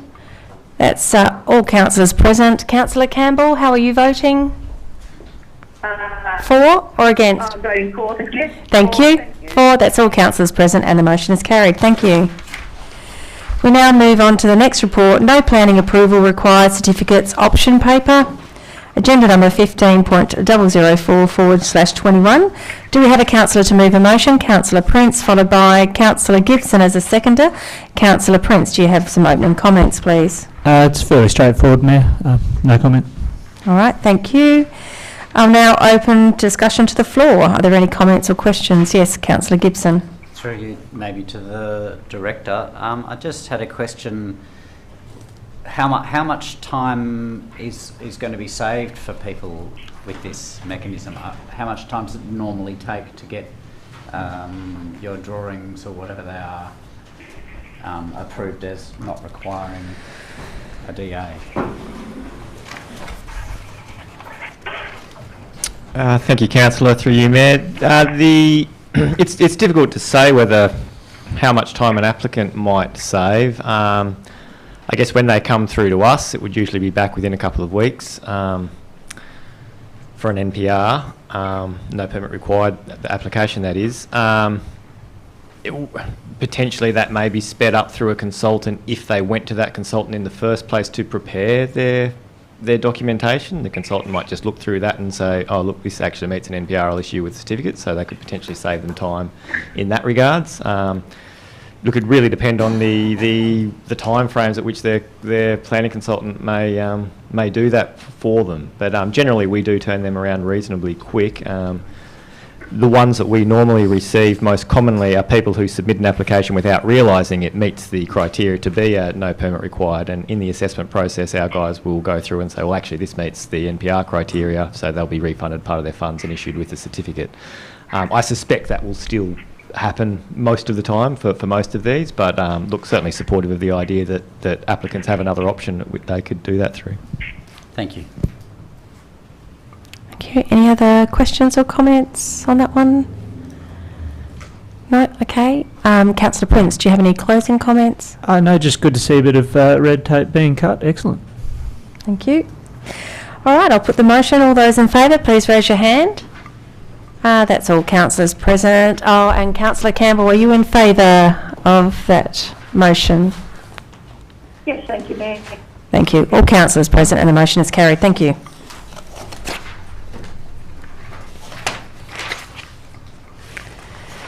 Now move on to the next report, which is the Draft Waste and Resource Recovery Bill, agenda number 15.005/21.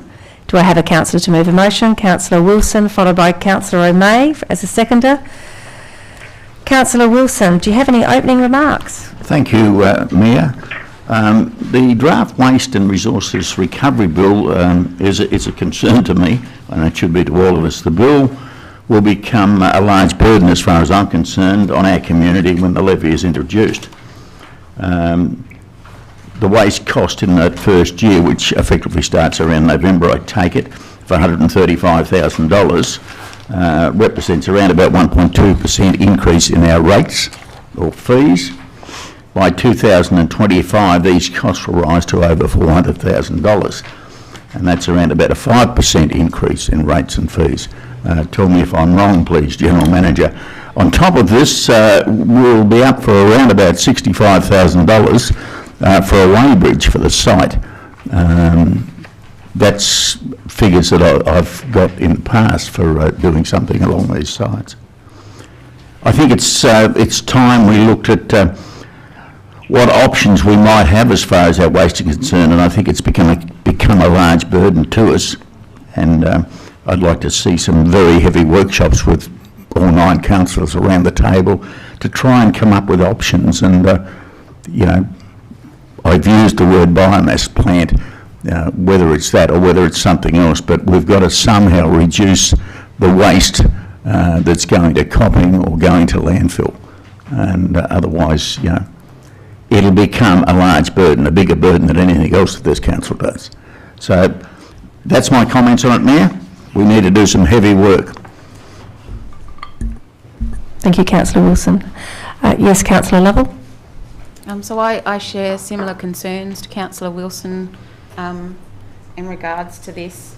And, you know, people listening obviously will know about this, but there are a lot of people out there who won't have a clue about this. It'll be a shock to them. No matter how much we try and get it out there, it will actually be a shock to a lot of people. But I do note that we've got our waste strategy coming together.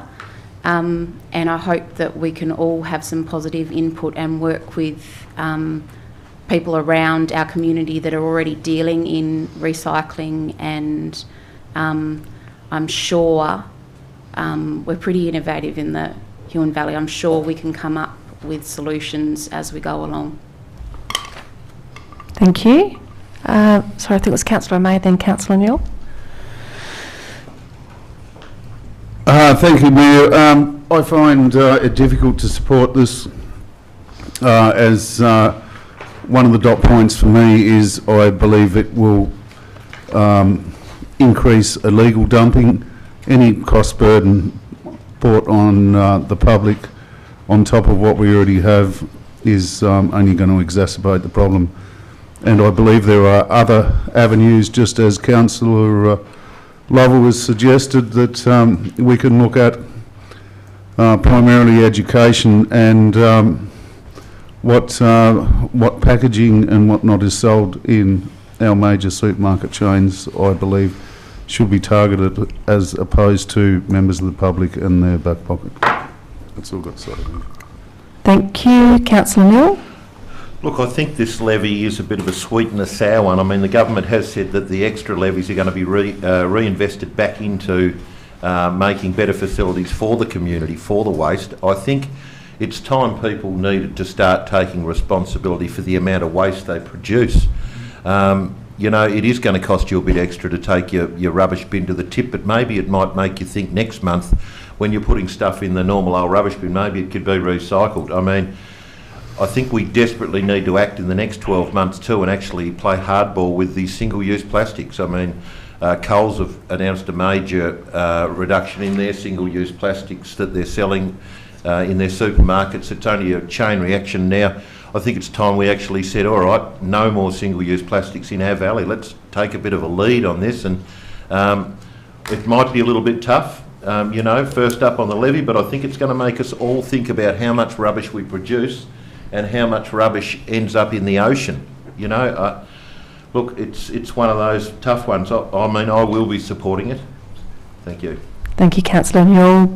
Yes, Deputy Mayor Doyle. Through you, Mayor. I'm in agreement with Councillor Newell. I think that it's time we actually looked at how we produce our rubbish. I think that we need to look at when we support functions or we support anything, that there is a stipulation as Hobart has, and they don't support plastics. I know that recycling's good and compostable's good, but it's still got to go, as I've had many discussions with Luke, the director of this area, that when we have compostable containers and they've got food in them, they go in the rubbish. I know they compost, but they still make the volume that we're paying to go to copping. So I think that we have to nail down hard, and we have to look at how we're producing our rubbish.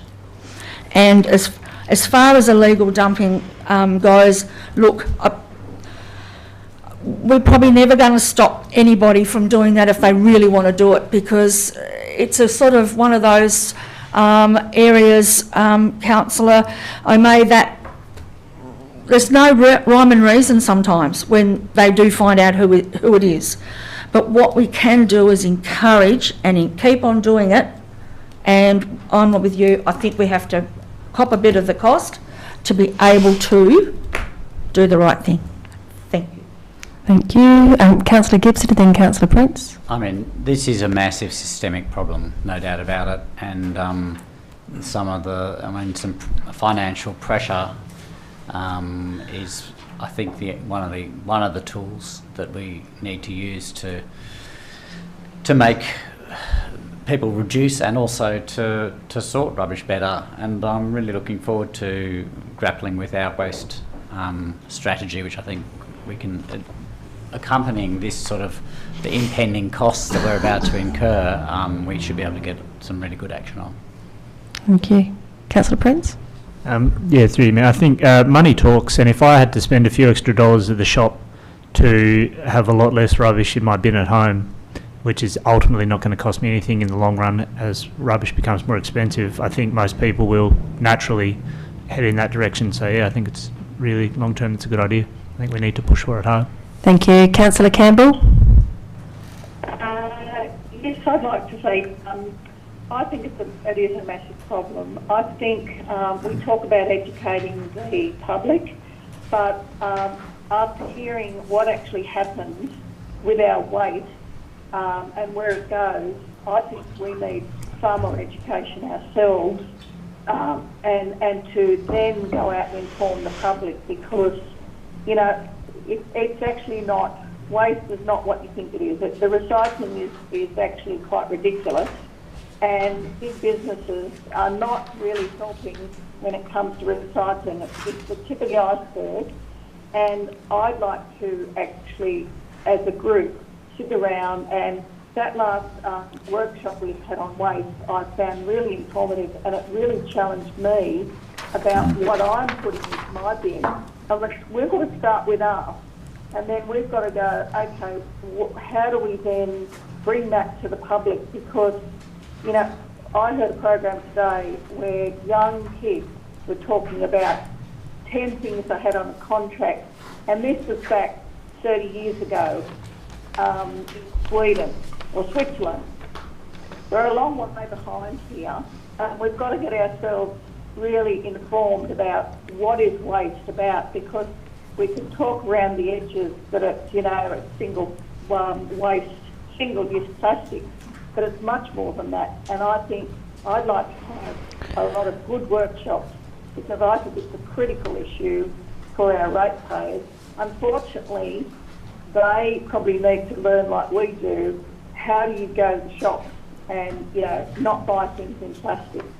You know, how do we actually change that mentality? Because that's one of the big problems. So I really think that it's a vexed issue, but if people are sometimes hit with a bit of a, I mean, could you just clarify for me, is it going to go through the rate, or is it a single levy? Is it a levy that's going to go onto the tip charges? So I didn't entirely hear that question. Could you just repeat it, please? Oh, yes. Is it going to be a levy that's applied at the waste station, or is it going to be a levy through at the rates? We'll get a response from the Director for you. Yes, thank you, Mayor. The levy would be applied to those using services that take waste to copping. So that would be at the waste transfer stations for people depositing anything that would end up at landfill, but it would also be charged to the curbside collection fee for waste bins. Not through the general rate. Okay, so really through your rubbish, really, and through at the waste trade. Yeah, I can accept that maybe people have to have that, you know, financial impost, just to get them to realise that, you know, we all have to pull our weight here. So, yeah, thank you for allowing me to comment. Thank you, Councillor Campbell. Okay, any other questions? Everybody's made a comment, but any questions? Okay. Look, I'm probably been waiting for this to happen, actually, because most states in Australia have had it in place. And you only have to look at the previous national reports on collection of rubbish via state to see how poorly Tasmania has been able to report on their waste and not being able to do the detail behind that waste. So I think we've come to a necessary place now, to be honest. This paper clearly states that some of those funds will be put back into activities, and there's a lot about education around that, and avoidance and the education that's been needed to be there for quite some time, really. I do have just a couple of questions. I know that Councillor Wilson said that he used a cost from previous, for a weighbridge, just from a previous year when he had asked. But do we have a cost of what a because I know that that's a necessary thing here. So the cost of a weighbridge is the first question. And the second question is, because we have the amount of waste stations we do in the Huon Valley, is there a need for more than one of those weighbridges? Thank you. Director. Yeah, thank you, Mayor. Look, the cost of the sort of weighbridge we would require is a little bit more expensive than perhaps Councillor Wilson was thinking. I think there's a lot of it's not just the bridge; it's the gate, the computer, the connections to it, and so on. I think they're typically around the sort of $200,000 mark, but then again, there's also site works associated with that as well, to do with your layout and whatnot. So I think a more realistic figure, you're probably looking at something around $300,000 to $350,000 to install the weighbridge. With regards to multiple weighbridge, I mean, that would be an ideal scenario, including multiple weighbridges at the one site, because you've got a bridge, one going in and one going out. You can manage with one by doing the loop. But certainly having even a single weighbridge at Southbridge is likely to bring some significant benefits. Obviously that's where the majority of our waste goes through, and as I said, you can utilise one weighbridge by getting them to do a second circle. So yeah, ideal scenario would be multiple weighbridges at every site, but obviously capital costs would potentially cause some problems there. It's probably also worth remembering that even those sites or councils that do have weighbridges, there's still a significant amount of waste which is still volume based. Obviously, curbside collection, that's number of lifts. That's not a weight based system. So there's still calculations that'll need to happen in terms of determining how that levy's applied fairly based on sort of averages.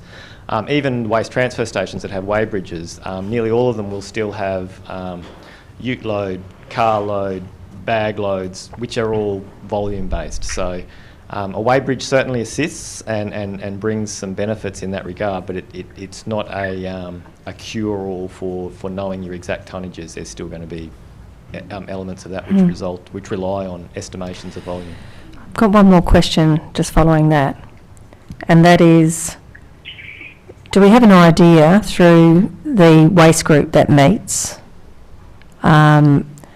about how many councils in Tasmania actually don't have weighbridges that are going to need weighbridges, and is Legat considering a bulk buy on behalf of all the councils that need them?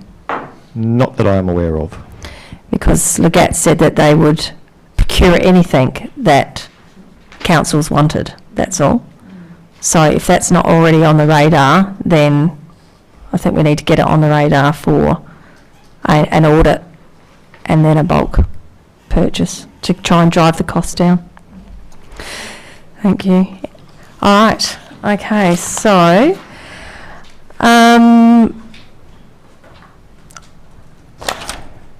Councillor Wilson, do you have any closing comments? Thank you, Mayor.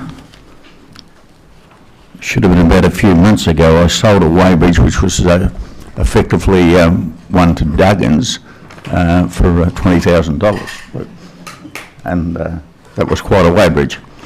But yeah, they are available. I take the dollars that you're coming up with, and there are second-hand weighbridges about throughout Australia. But yeah, something to look at. Look, to me, this council needs to dare to be different when it comes to our waste, because within 10 years, it's going to be our single biggest cost.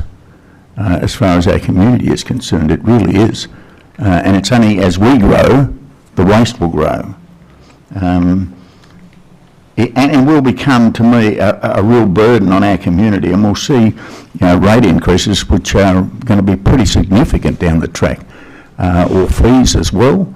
So it's something that I think that we really need to sit down at and get some good advice and do some real round-the-table discussions as far as this is concerned. And I know that that your director and the general manager will be looking at that anyway. But as I said, it's going to become a major thing, and it's no good if it's waiting for 2 years.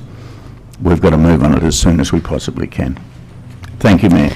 Thank you, Councillor Wilson. So I'll put the motion. All those in favour, please raise your hand. And that is, I'll just find out, Councillor Campbell, are you in favour or are you against? In favour. Okay, so Councillor Campbell is in favour. Deputy Mayor Doyle is. Councillor Newell. Oh, hang on. We've got a late arrival. Councillor O'May, which way are you voting, please? Are you voting for or against? Okay, that's all councillors for the motion, and it's carried. Thank you.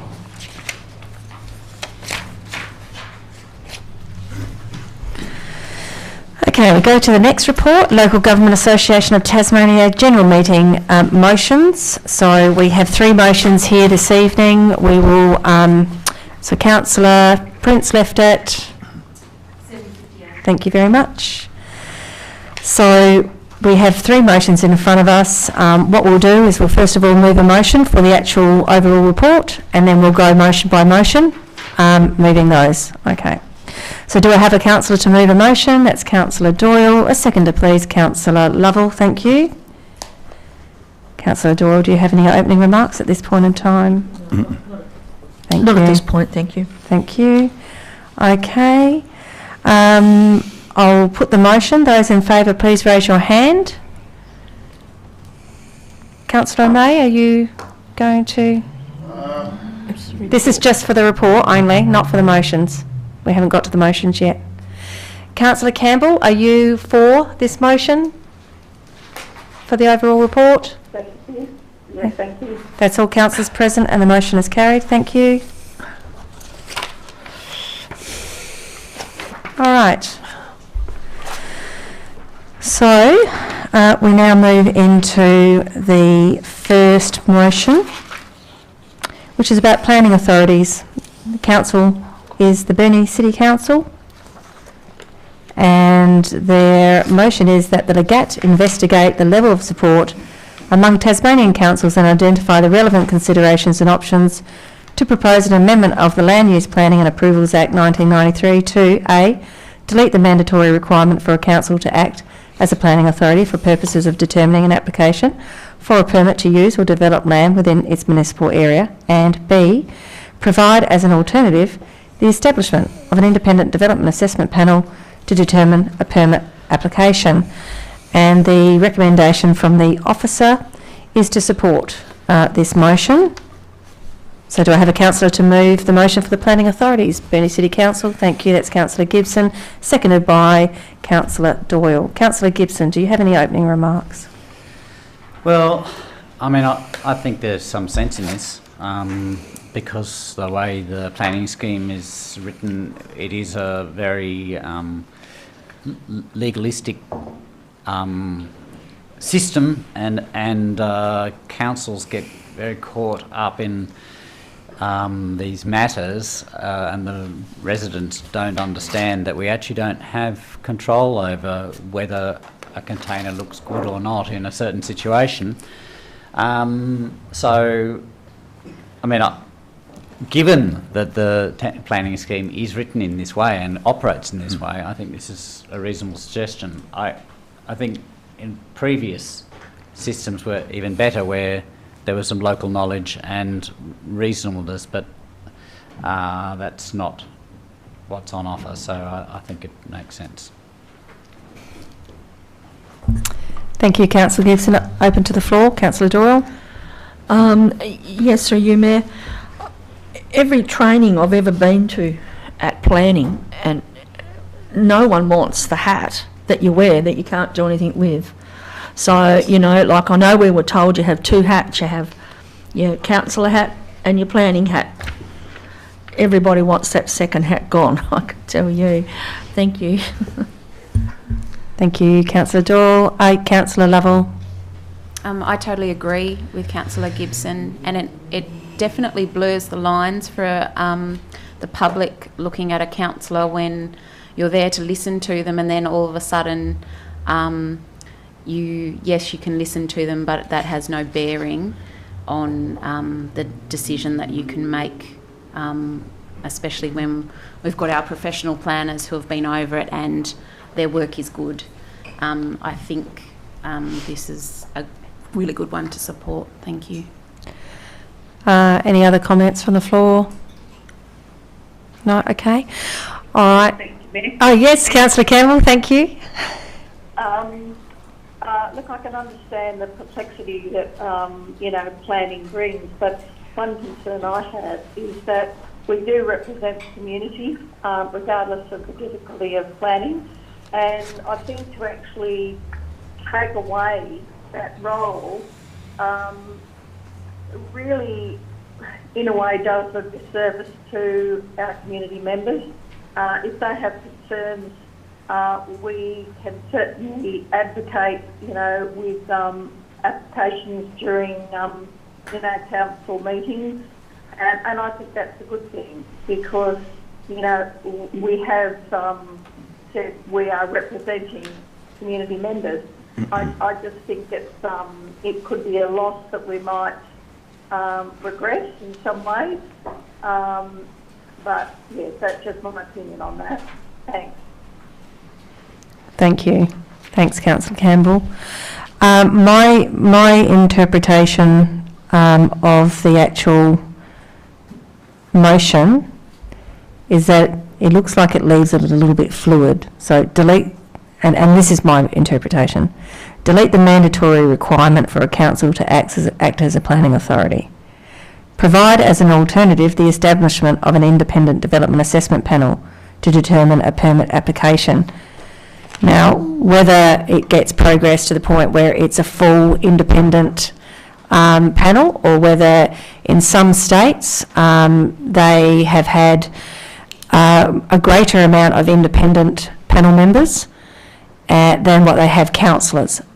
And the reason why they were established in the first place was because applicants and the public realise that elected members don't necessarily have 4 years or 6 years training under their belt to be a planner, to be an architect, to be a building designer or a planning lawyer.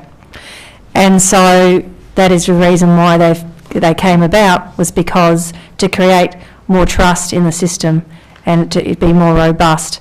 And also, it is a very difficult situation when you are a elected member and you don't have that particular profession yourself, and then you are expected to critique development applications and make some judgment calls.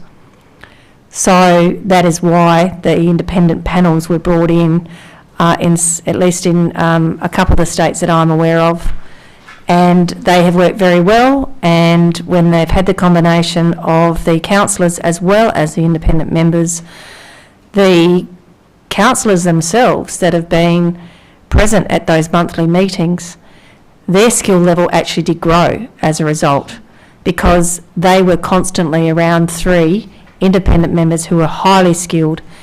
And in the end, those councillors were able to talk a bit of tech talk and actually understand it. So I'm quite happy that this is being put forward, because I think even if there was the ability for there to be some councillor representation, I've seen it work, and I've seen the councillor grow as a result, and their understanding and their own capabilities in the area of planning. All right, so Councillor Gibson, do you have any closing comments? No, thank you, Mayor. All right, lovely, thank you. So I'll put the motion. All those in favour, please raise your hand. And Councillor Campbell, are you in support or not? Okay, that's all councillors present, and the motion is carried. Thank you. We go on to the next motion now. And do I have a councillor to move a motion for the future gaming legislation exposure draft, Glenorchy City Council? This is one that is being put forward as support. Yes, so Councillor Doyle, you put your hand up for that. Yeah. A seconder, please. Councillor Wilson, thank you. Councillor Doyle, do you have any opening remarks? Oh, no, Mayor. Okay, thank you. So I now open to the floor for discussion and comment. No? Okay. Councillor, oh yes, Councillor Gibson. Thank I you. guess I have a question. Yes? I don't know who can answer it, but I mean, it's obvious that gaming is a big issue in Tasmania, and we want to reduce the damage it does, it's doing, but I'm not quite sure how this relates to that. And, you know, it's obviously been put up by Glenorchy, who have the biggest issue there. But the waiting for the legislation, I'm not quite sure how that works or what the effect would be. General Manager, is there an opportunity for someone to respond? Yep. Yes. The Director will respond, Mayor. Yes. Thank you. Through you, Mayor, the response is probably a non-response. The difficulty is that we don't deal with that from a day-to-day perspective, from an officer point of view. So when the legislation would come out for consultation, we'd certainly review it to see if there's any direct impact upon council. So the likelihood of there is that no, but council may have a policy position based on the fact that it could be allowing for 10 gaming licences in the Huon Valley. So that information will be available as part of the policy and how they're putting it into legislation. So that information will be available, so councillors consider whether or not you wish to put some representation forward on behalf of the community. I hope that makes sense. And waiting for that legislation to come out before doing this allows that? Yes. Thank you, yeah. Any other questions or comments regarding that? No? Okay. Councillor Doyle, do you have any closing remarks? No, Mayor. Okay, thank you. I'll put the motion now. Those in favour, please raise your hand. And Councillor Campbell, how are you voting? Well, thanks, Mayor. Thank you. That's all councillors present and the motion is carried. Thank you. We now move on to the last motion. So do I have a councillor to move a motion for the deferral of future gaming bill? Once again, the Glenorchy City Council. The motion is written out there in front of you, and we have a support, an officer suggesting a support. So you'll move it, will you? Yep, thank you. So Councillor Lovell will move it and Councillor Prince will second. Thank you. Councillor Lovell, do you have any opening remarks? No, thank you, Mayor. All right, lovely. I'll now open discussion to the floor. Are there any comments or questions? No? Councillor Campbell? I'm happy to support it, Mayor. I think particularly with the social and economic impact study, I think that's critically important, and I'm happy to support it along those lines. All right. Thank you. Thank you. Councillor Doyle? Yes, through you, Mayor, that's exactly what I was going to say, Councillor Campbell. I've been really interested in that impact study and the modelling used to develop the future gaming Tasmanian policy, so I think deferring it is the right thing to do. Yeah. Thank you. Councillor Lovell, any closing comments? No? Okay. So I'll put the motion. All those in favour, please raise your hand. Councillor Campbell? For? Support, thank you. Okay, thank you. That's all councillors present and the motion. That's okay. The motion is carried. We'll now move on to the next report. Lease of public land, Ranelagh Recreation Area. Agenda number 15.007/21. Do I have a councillor to move a motion? Councillor Doyle, a seconder please. Councillor Prince. Councillor Doyle, do you have any opening remarks? No, Mayor, not at the moment. All right, thank you. I'll now open to the floor for any questions or comments on this item. Councillor Campbell. Mayor, I just missed a comment. No, I don't have any questions. Thank you. All right, lovely. Neither do I. So, Councillor Doyle, do you have anything enclosed in the report there? Just that I do believe that the show's been there for such a long time that, yeah, it's good to see that we still have them. So, yep, thank you. Thank you. So I'll put the motion. All those in favour, please raise your hand. And Councillor Campbell, are you in favour? Thank you, Mayor. Right, that's all councillors present and the motion is carried. Thank you.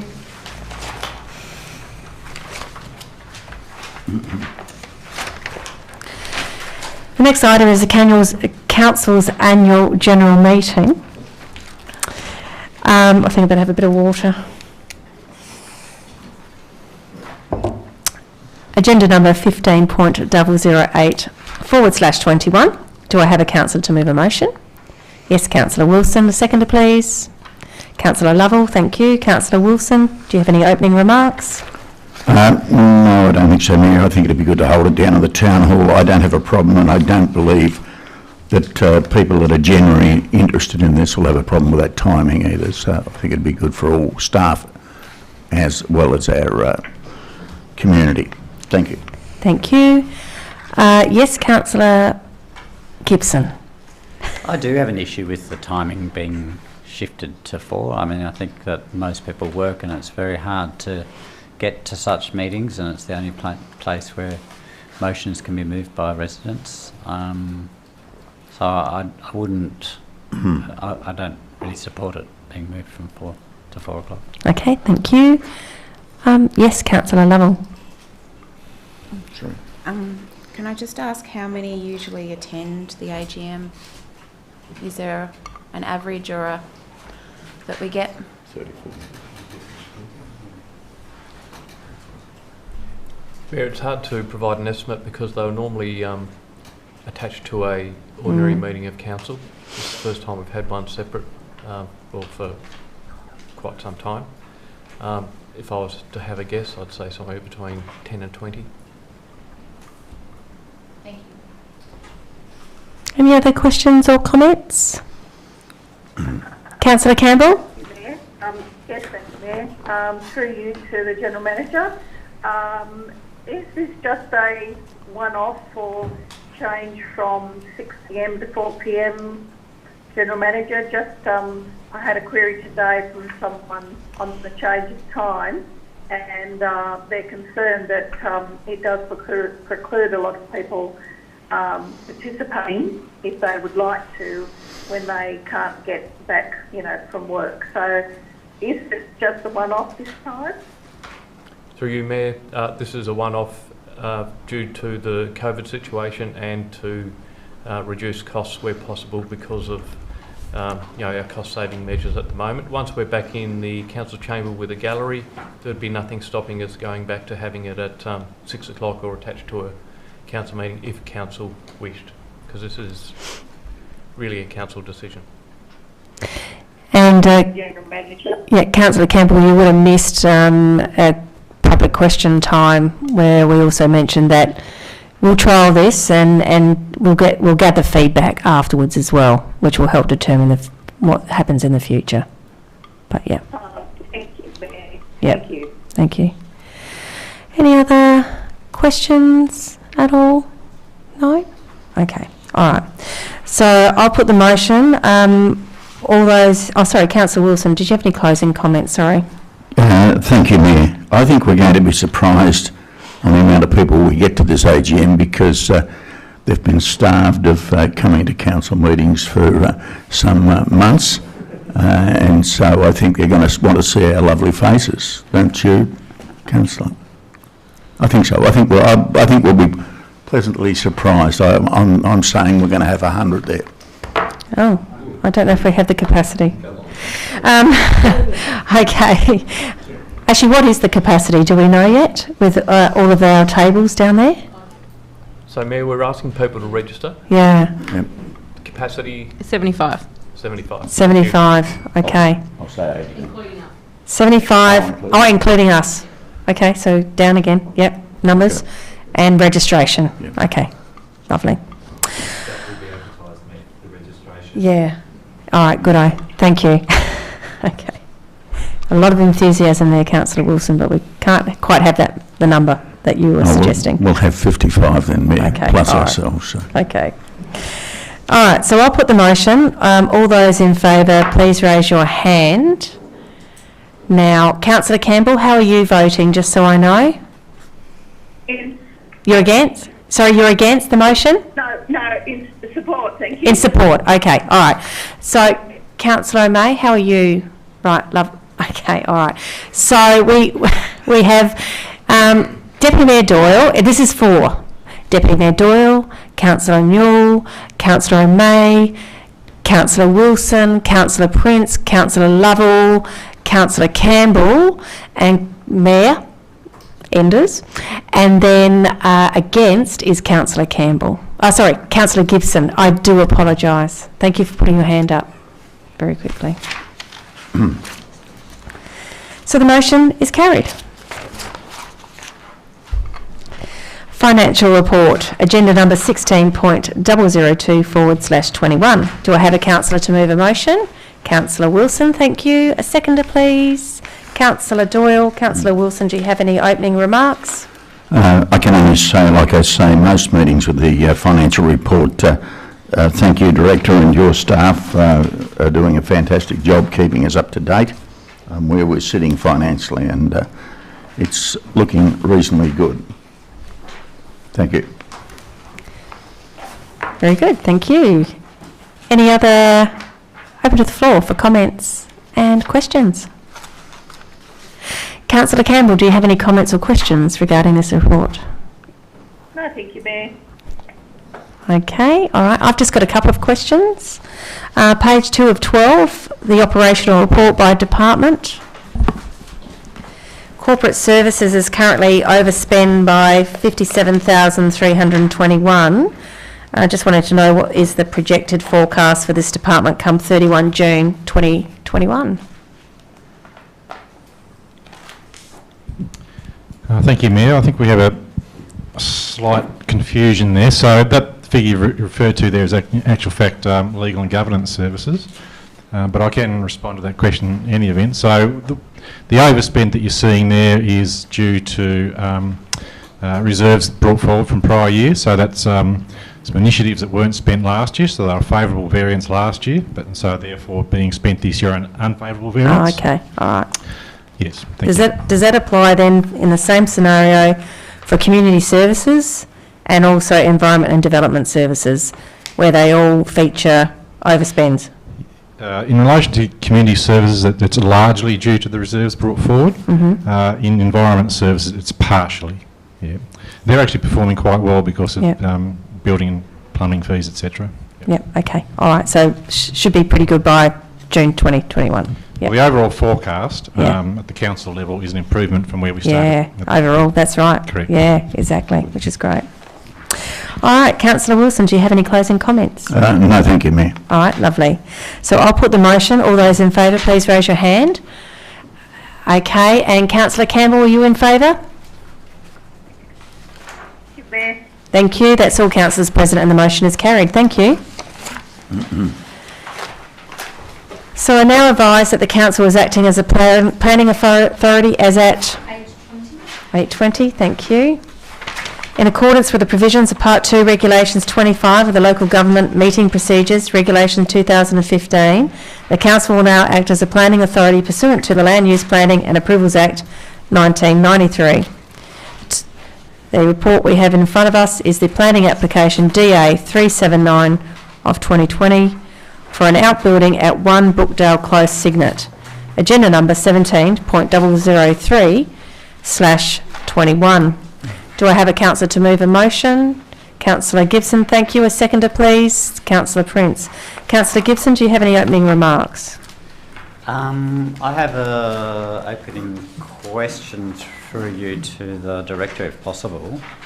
I really like the idea of a green roof to improve the views looking down on the container, but it seems that the drawings don't include the thickness required for the soil to make the green roof successful, and so I was wondering if you could clarify the height that will be on top of the container to ensure that the minimum thickness of soil to make it successful, which I estimated around 300 millimetres, the extra thickness to achieve the slope of the green roof to fall to the water tank, which would be around 100 millimetres, and what the proposed material is to retain that soil, the extra 400 millimetres, around the side facing the court. Yeah, thank you, Councillor Gibson. I guess the reality of this one is that there is no planning scheme requirement or trigger at which we could require that green roof. So whilst the applicant has put forward that that was their intention, there's no requirement at all that they do that. So as for getting the details of that it's not been requested through planning because it's not part of the planning assessment. If they do go ahead with that, it potentially may come up in a plumbing permit in terms of demonstrating how that's going to work. But in reality, if they were to just manage their stormwater in the regular way, it wouldn't affect the assessment in any way whatsoever. So we don't have any trigger to put requirements with regards to this having a green roof. But they say they are having a green roof, and yet the height of that isn't taken into account. That's my question. Look, I believe they are well below the acceptable solution for their height. It would need to be metres and metres of soil to affect that assessment. So it doesn't matter that the drawings don't truly reflect what's actually going to be built? For that particular detail, no. Okay. Thank you. Is there any other questions or comments regarding that application? Thank you, Mayor. Yes, Councillor Campbell? Yes, just looking at the representations, I feel that one of the problems that we have with planning is that I don't think, we're trying to actually get people to be neighbourly. And a couple of comments that came out in the representation concern me. One is actually a positive comment, and it was the representation 1, and it said that if it was to be approved as an outbuilding, which they strongly oppose, but the council consider putting in a proviso that the roadside southern and eastern faces are clad in decorative flat rust-coloured coated steel. I don't think that's an unreasonable request because it actually, and why I ask that is that the other representation was it was representation 2, and the representative asked about putting a 20-foot shipping container on his block, and he was told emphatically no, not allowed in a residential area. And the final one was about the DA included a comprehensive plan for storage within the main building, concerns that allowing an outbuilding to be placed along a boundary, thus extending the visual impact, could be considered a problem for neighbour dynamics.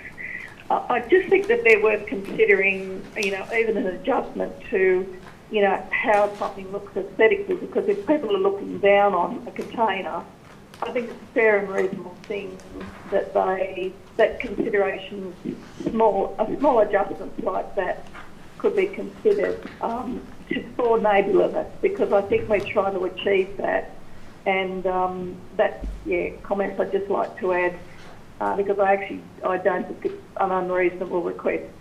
So it's just to confirm, are they comments that you are making, or are you wanting a response from the director as to whether the things that you have identified can be considered as part of this assessment process and therefore the recommendation that is in front of us? Or are you the items? Yes, you are wanting a response? Yes, I'd like a response. I'm actually trying to get something for everybody that is reasonable. Okay. It's a reasonable request. Yeah. I think the director will be able to respond on the matters that relate to this assessment and with the things that you've raised. Yes, thank you. Yeah, thank you, Mayor. Look, to be honest, I was struggling to hear all of that, but I think I picked up on some of it, and there was discussion around the material that was going to be used on the container, was it? The sort of the exterior surface. So there's nothing in the scheme that allows us to condition that. It really only comes down to the colour reflectivity. and it certainly meets the acceptable solution for that. It sounded to me like the point Councillor Campbell is making is that there are matters outside of the planning scheme which she would potentially like addressed, and I guess I just reinforce again that no, the planning scheme process does not allow us to request those matters from the applicant. We're bound by assessing it against the planning scheme. So if there's no trigger in the planning scheme to require those matters, we're really not in a position to be able to require them. We would just lose that on an appeal. I think what you're talking about is perhaps the neighbours just talking to each other and coming to some mutual understanding on, hey, could you maybe do this or could you maybe do that, even though you're not required to. Of course, that can happen outside of the planning system, but yeah, we don't have those powers.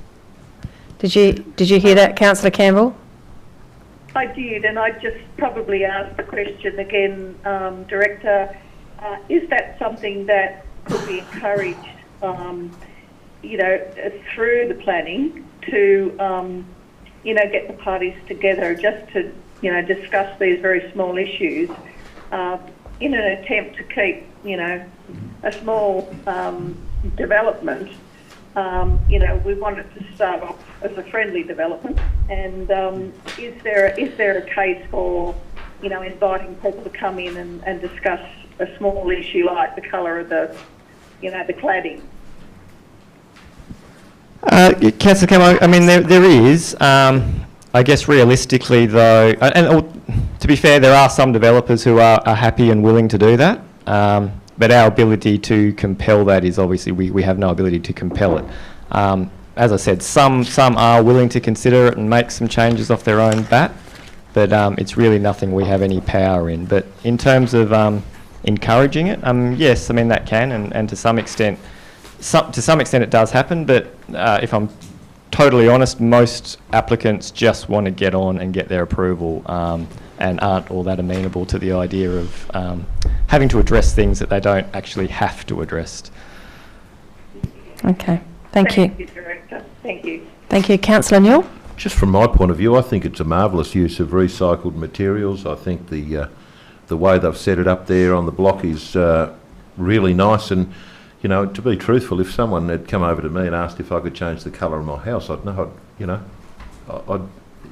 To me, it's no one's business. If I've done the right thing by the planning approval scheme, if I've designed a great home, it's eco-friendly, it's beautiful. As far as I'm concerned, I think go for it. It's a great thing.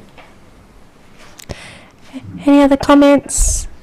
Sorry, Councillor Campbell. No, Councillor Campbell, sorry. I've got Councillor Wilson that wants to make a comment. No? Oh, you don't? Okay. All right, sorry. I thought you did. Okay, all right. Sorry, Councillor Campbell, back to you. Yeah, I'm not referring to the house. I'm referring to the container, the 40-foot container. Yes. Yeah. The house looks great, but yeah. Container is something else. But anyway. Okay. Yeah, all right. That's what I was referring to. Okay, thank you. All right. I've got a couple of questions then before I go to Councillor Gibson to summarise.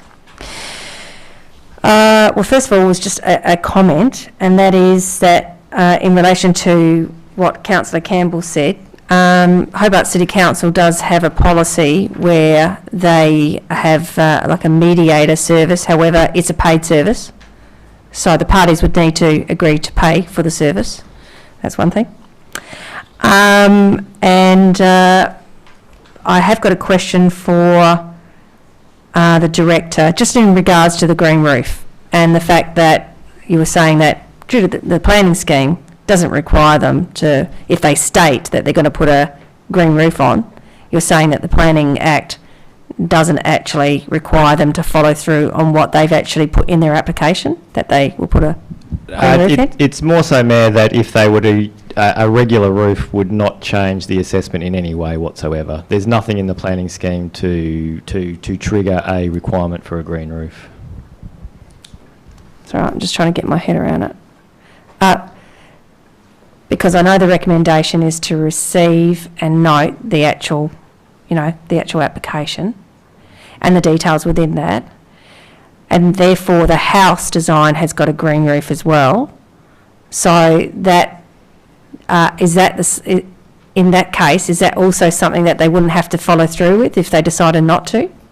In the same way about the shed? Sorry if I've confused the matter. Yeah, So yeah, sorry. what I'm getting at is if the assessment in itself, it doesn't change the fact at all if they had a green roof or a standard roof. Yeah. If they were to come back to us and request a minor amendment to say, I just want to go with a standard roof, I can't see anything that would stand in its way because it. Okay, thank you. You just hit the important point, which was that a minor amendment would be required, an application, and that's important, I think, for the public to know as well, is that either of those developments, if they didn't follow through with a green roof, as per what's in the application, that a minor amendment application would need to come back to council. Yes? To be honest, I'd have to look at it in its specifics if a request came through. It may be deemed to be substantially in accordance with the application, so it's difficult for me to say without going through it in a bit more detail, but it would not be a hard process one way or the other. Just the reason why I made that point was because aesthetically, I think the green roof would actually dramatically change the appearance of it from the actual street or from any viewpoints. So I thought it was a wonderful idea that they were actually going to put a green roof on, and that's why I wanted to know. Thank you. All right, so Councillor Gibson, do you have any closing comments? Thank you. Well, as I said at the beginning, I think the green roof is a really positive thing because there's a lot of houses looking down on that, so let's hope it goes ahead. Yeah, exactly. Thank you. All right, I'll put the motion. All those in favour, please raise your hand. Councillor Campbell, how are you voting, for or against? Against, thanks. Sorry? Against. Against, okay. So those that are for is Councillor Doyle, Councillor Newell, Councillor May, Councillor Gibson, Councillor Wilson, Councillor Prince, Councillor Lovell, and the Mayor Enders. And those against is Councillor Campbell. Thank you. The motion is carried.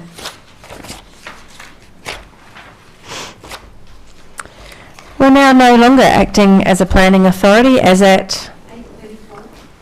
Lovely, thank you. We now move on to the Climate Change Strategy Part A Mitigation Plan and Engagement Summary Report, agenda number 17.004/21. Do I have a councillor to move a motion? Councillor Gibson, thank you. A seconder, Councillor Wilson. I'd like to amend the motion, if that's all right. All right, so Councillor Gibson would like to put forward an amended motion. I'd like to amend the motion to put back the two clauses 2.6.5 and 2.6.6 as they stood at the meeting on September 2020. All right. Could you, just for the purpose of the full council and those that are publicly watching this evening, could you just read out those I don't clauses? have them to read out, but 2. All right. We might be able to get the director perhaps to read out the ones that were removed. I think it's important that the public hear that. Oh, you can. Okay. Thank you. That's okay. Councillor Doyle will read out those I'll read them out for you. that were removed. Or would you rather I give it to No, you, you Paul? read them out. Okay. 2.6.5, is that correct? Yes. Advocate for the retention of native forests and for suitable agricultural practices. Sustainable agricultural practices. Land management practices and techniques can have a significant bearing on GHG emissions and sequestration. Is that right? Sequestration. Yep. Okay. And that had 2.6.6 was promote the environmental and economic and social benefits of maintaining native forests. All right. Thank you. Yes. Yes. Yep. So I should just clarify, because I do have 265 in front of me, because we amended the motion at that same meeting, and we did change the wording of that one from advocate to encourage and support, and provided some further examples around what that meant, and case studies / examples and education resources can help to encourage and support positive actions and practices. So that particular action we did attempt to change on the night. to that, and that was what was put And forward. I'm happy to go with that. Okay. All right. So we have an amended motion in front of us to return the 2 items that were removed back into the mitigation strategy for the climate change, as read out by the director, as in the changes. Do we have someone to second the amended motion? Mayor, I'll second it. Councillor Campbell will second the amended motion. We'll now go back over to Councillor Gibson to actually speak on his amended motion. Thank you. These 2 points were the professional advice from the staff based on the community engagement process. And I'd just like councillors to vote on this in a meeting rather than have them removed by staff due to sort of behind the scenes discussions that have gone on. In 2019 there were 33 incidents in Australia where the temperature exceeded 39 degrees. This was more than the total combined number of 39 degree incidents for the previous 60 years. It's crystal clear that we have a world problem. Climate volatility driven by increased heat has a constant list of climate disasters around the world in the news, whether it's bushfires, droughts, extreme rain events, heat waves, wind events, or, as in Texas at the moment, extreme cold.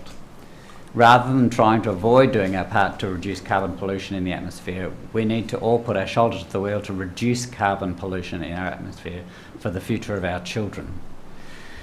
With a bit of will, jobs in forestry can be transferred to growing trees and maintaining forests, which I would strongly advocate for.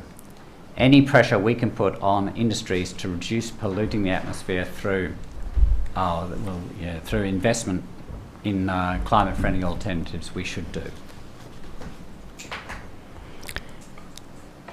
That's it. Thank you. Yep. Okay. All right. Now we open to discussion and questions. Yes, Councillor Newell. Look, I'd just like to say, in response to Councillor Gibson's comments, Tasmania is carbon neutral. We have world's best practice forest industry here that has kept this valley going since the day it was formed. Same with the aquaculture industry. It's improving every year. Its methods are improving every year. I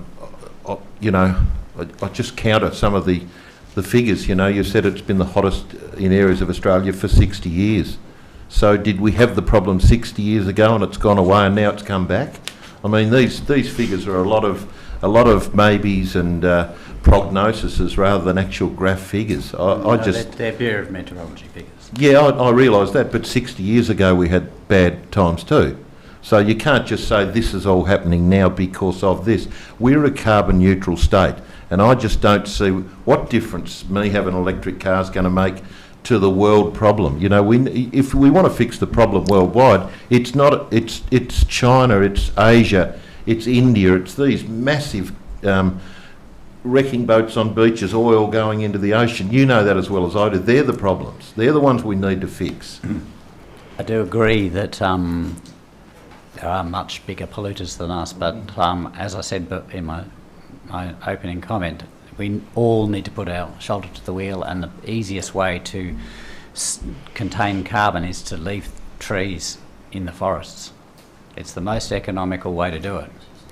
So we don't want to get a debate into this because this is just questions and comments. Thank you. Councillor Doyle, thank you.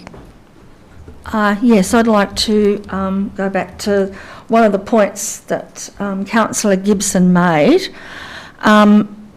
When the motion was put forward to defer, and it was to do with myself wanting to educate myself better on everything that was in there.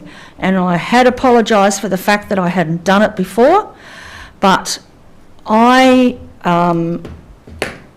spent a lot of time through the General Manager and the Director of Environment Services that I educated myself to the point where I was comfortable in how I was going to vote.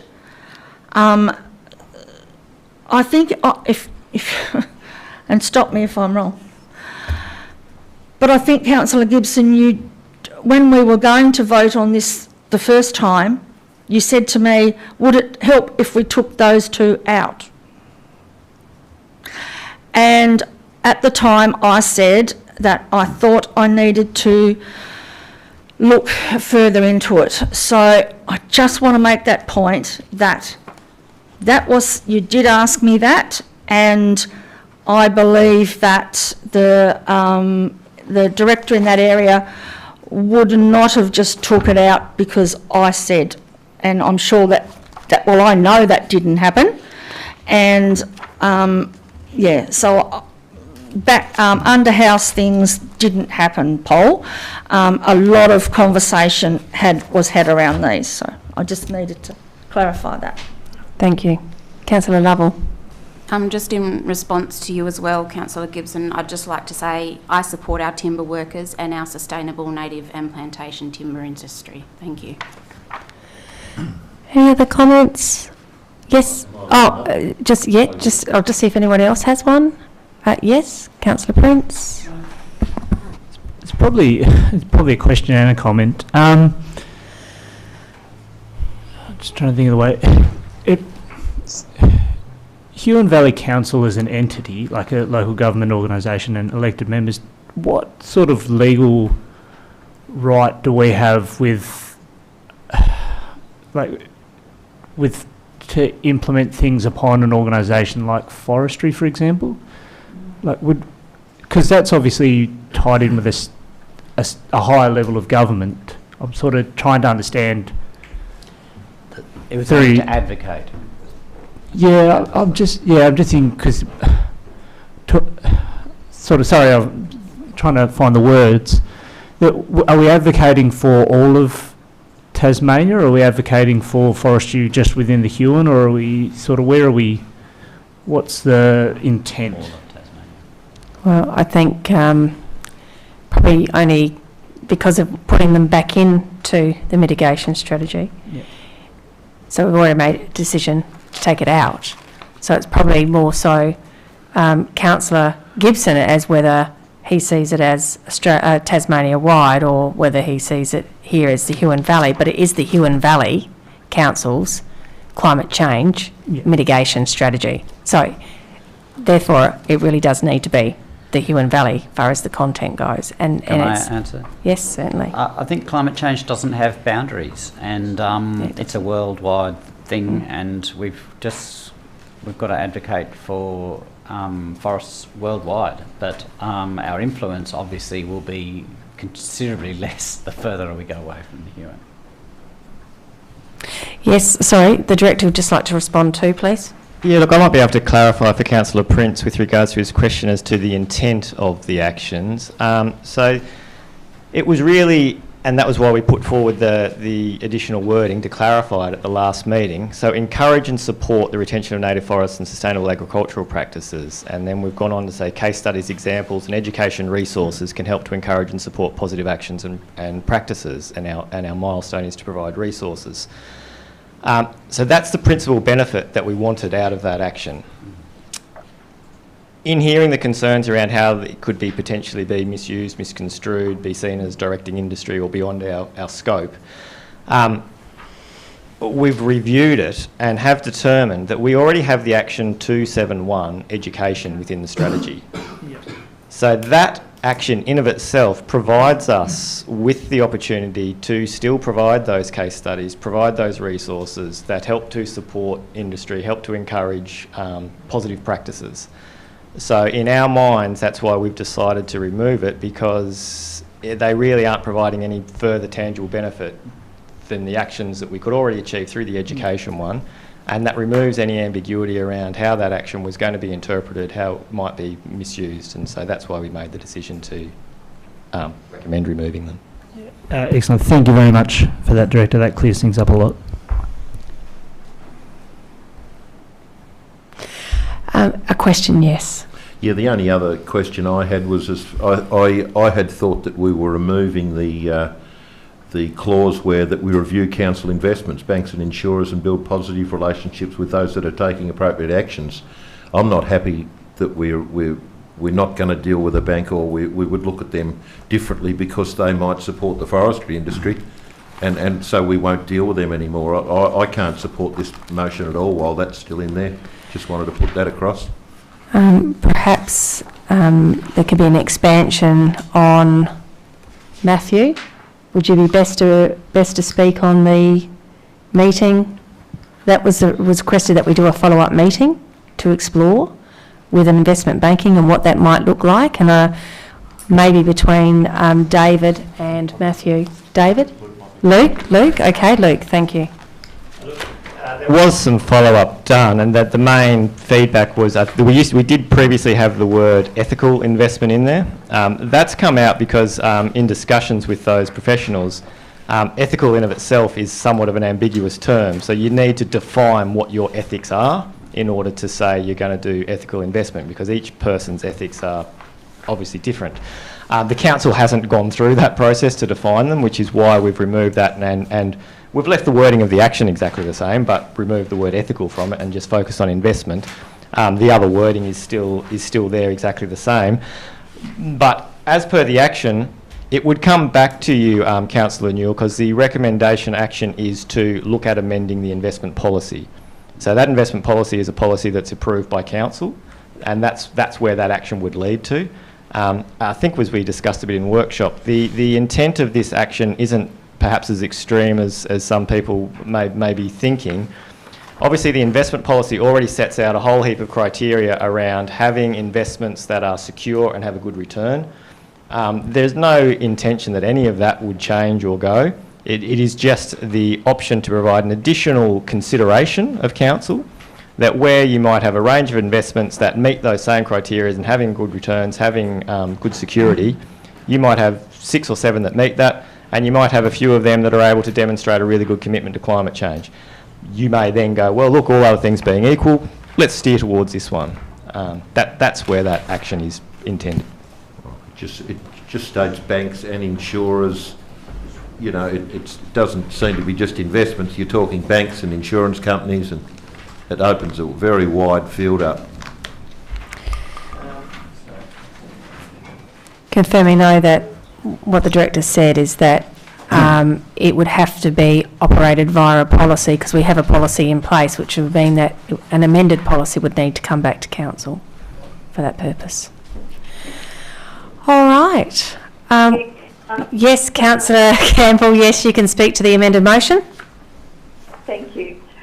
I just think, we're talking here when Luke mentioned about encouraging, with the 2.6.5 and 6, it's actually about perhaps encouraging, I would have thought encouraging businesses to, as representatives of the community. I mean, a lot of work went into these submissions.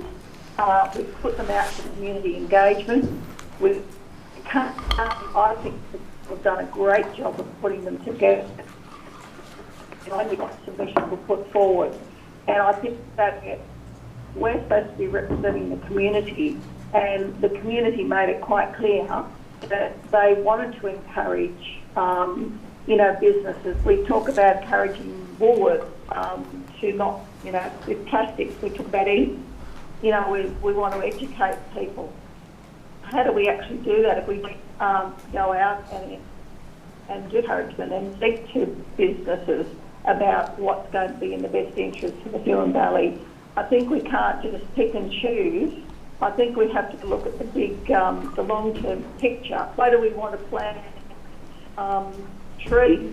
What's the point of planting trees if we don't seriously believe that cutting down trees is a problem? I think that's where we're getting a little bit, it's a bit of a complaint, and I think we need to talk about it seriously, what we're trying to achieve in terms of, a great proportion of about climate change. We've got a lot of evidence support. What about, doing off way with forestry? It's actually about transition process, because at the end of the day, everything in the world changes. As we know, we've had COVID, we've had the bushfires, and we've got to actually look at the big picture on how do we, protect our workers in the valley when any political paradigm changes. So I would encourage thought along those lines, but really those two clauses that were taken out really are only encouraging and educating. So I just think it's, I'd just vote for them to go back in, because I'd like to encourage businesses to do the right thing by the people that buy from them. Thank you. Thank you. Councillor Wilson? Yes, Mayor, could I ask that the vote be taken on the amendment, please? I'd just like to say a couple of words myself, if that's all right, please, because I didn't get an opportunity. And then, yeah. Okay, thank you. Look, my only comments is the items that have been removed, look, they're not, them being retained in there actually is not aligned with the Regional Climate Change Initiative program. We consider things of what's in council's control, and so therefore that actually doesn't, it wasn't recommended in the RICI, which is 12 partner councils, including us. And when we're talking about community feedback, we know the engagement level that it incurred and how many submissions we got, but we also know that we didn't reach a whole segment of our community that wouldn't be comfortable with these two items being in there. So I'm trying to look at that in a balanced view as well. So I will put it to the vote. So I'll put the motion, the amended motion. Oh, sorry, my apologies. I am sorry. It's very short. Yes, please. There's a lot more jobs in looking after forests and planting trees than there are in removing them, and I just think we should do the right thing by our future generations. Thank you, Councillor Gibson, and I'm sorry about overlooking your closing comment. So I'll put the motion. All those in favour, please raise your hand. That's Councillor Campbell as well, raising her hand. No, thank you, Mayor. Sorry, yes? You're in favour of the amended motion? I am in favour of the amended motion, thank you. All right, so that's Councillor Gibson and Councillor Campbell. And those against is Deputy Mayor Doyle, Councillor Newell, Councillor O'May, Councillor... Are you voting at all? No, okay, that's an... Councillor Wilson and, Councillor Lovell and the Mayor, and we have one abstaining, which is Councillor Prince, which I believe gets recorded as against. Yep, thank you. All right, so we'll go back to the original motion now. Do I have a councillor to move a motion? Councillor Wilson and Councillor Prince seconding.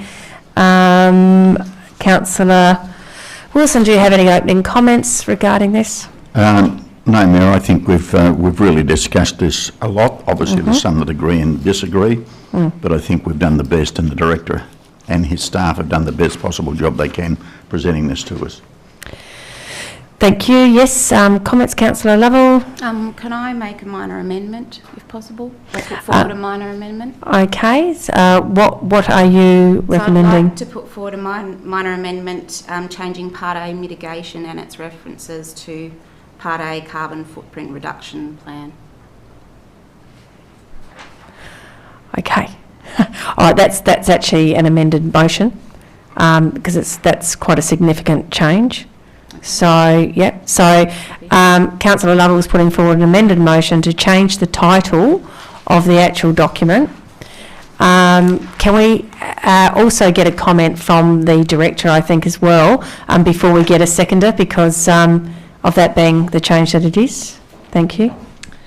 Thank you, Mayor.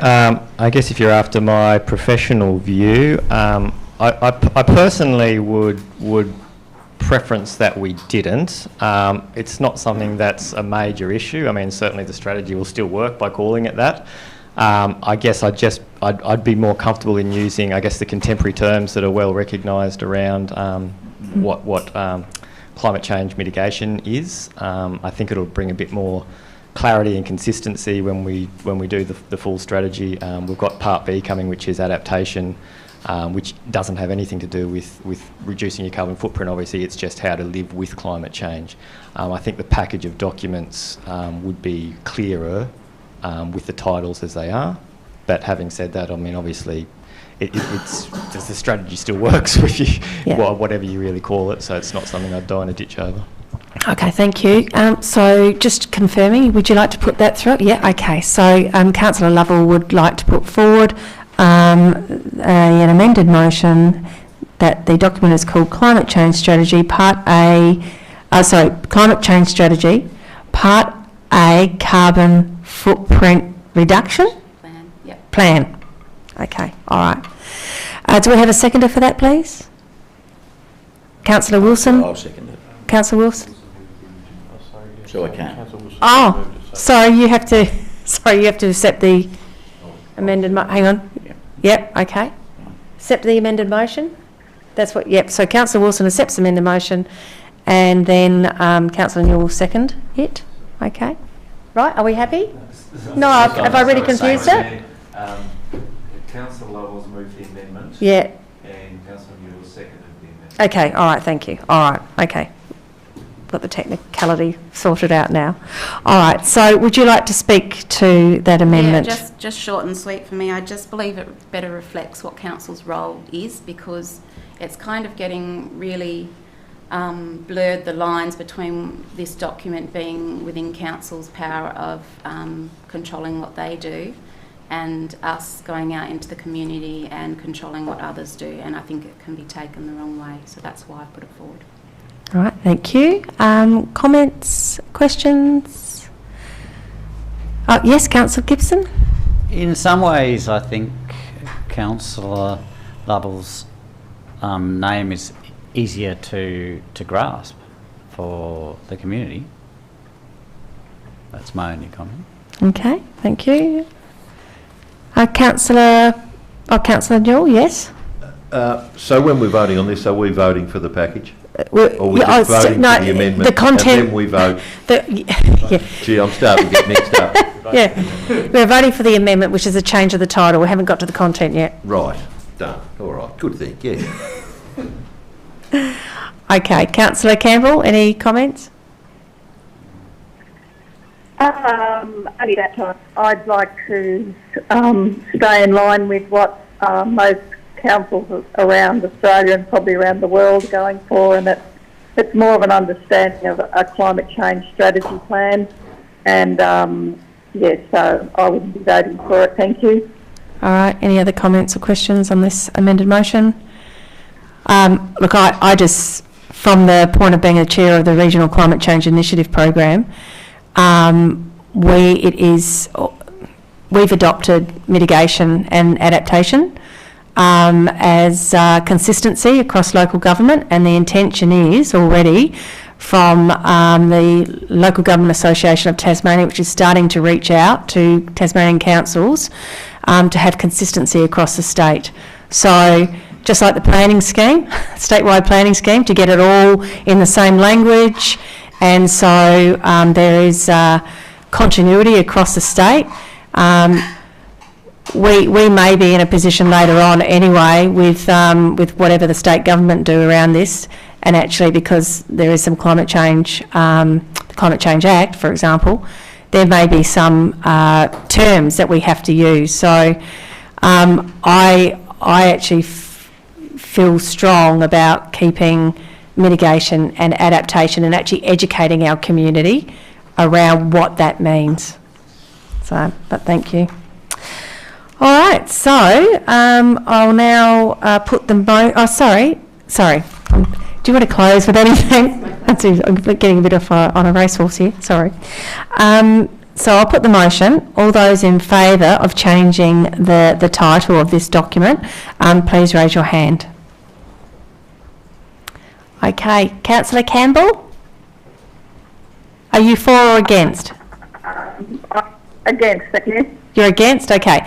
So the fours are Councillor Doyle, Councillor Newell, Councillor O'May, Councillor Wilson and Councillor Lovell, and the against is Councillor Prince, Councillor Gibson, Councillor Campbell and the Mayor, and so the motion is put. It's won. It's over the line. Well done.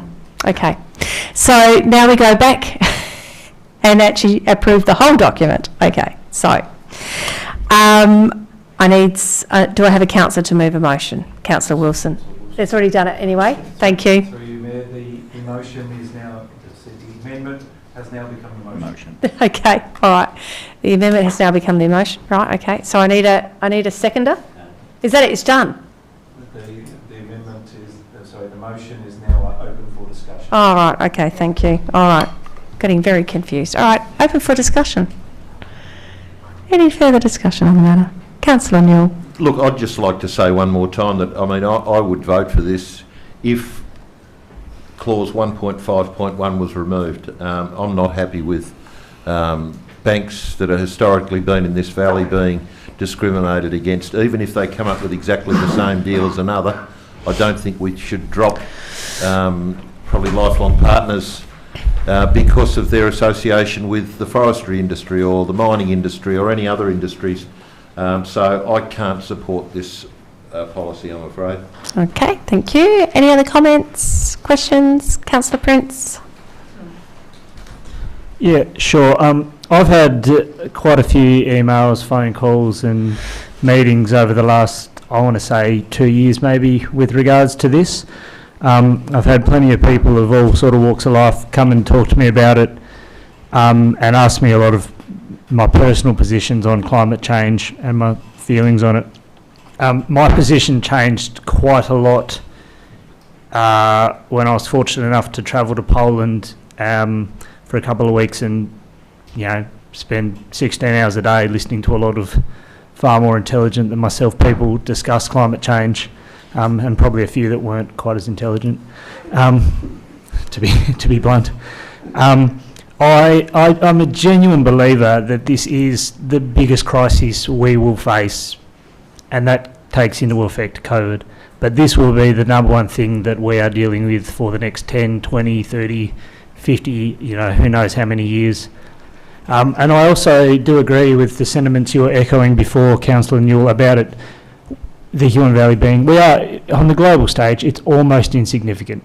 It's almost insignificant, and that even considering that, it's still enough. Just a little bit of significance is enough for me to want to do everything I can on this one. So I'm 100% in support of this this policy, and yeah, hope we get it across. Any other comments? Yes, Councillor Gibson. Yeah, I'd like to support Councillor Prince on that. I mean, it's just going to be such a massive thing for us to deal with, and it's really good that we've started down the road. Thank you. Councillor Campbell, anything to say? Yes, I agree with Councillor Prince, and I think the fact that Australia is so far behind in understanding the crisis that we're facing, and yet there's a huge majority of the global world that recognise, you know, where we're heading, and I just don't understand that, you know, if we are able to do something towards, you know, something for the future of the planet, but more importantly for the future of our loved ones. I mean, that to me is the biggest driving force. It should be about that more than anything else. And if there is any doubt, then I would rather err on the side of doing something towards making a positive contribution, because I think we've all had a very good run up until now, but we're seeing more and more evidence that's coming from, you know, the scientific experts. We're not that. We have to take the advice of people who have got that knowledge, and if we don't do that, I think it's at our own peril, because we can, you know, just select certain things and say it's not happening, but there's too much evidence to say it is happening, and a lot of that comes down to our waste, plastics, all sorts of things that have changed the whole earth structure really.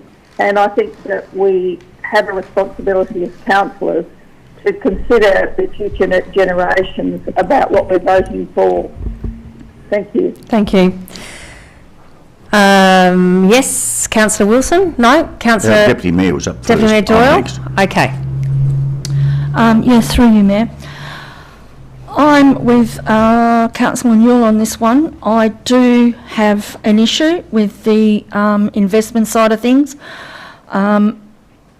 I contacted some people that I know in that area as well, and I don't know, that they're having trouble with it as well. So I can't vote on it with 1.5.1 in it.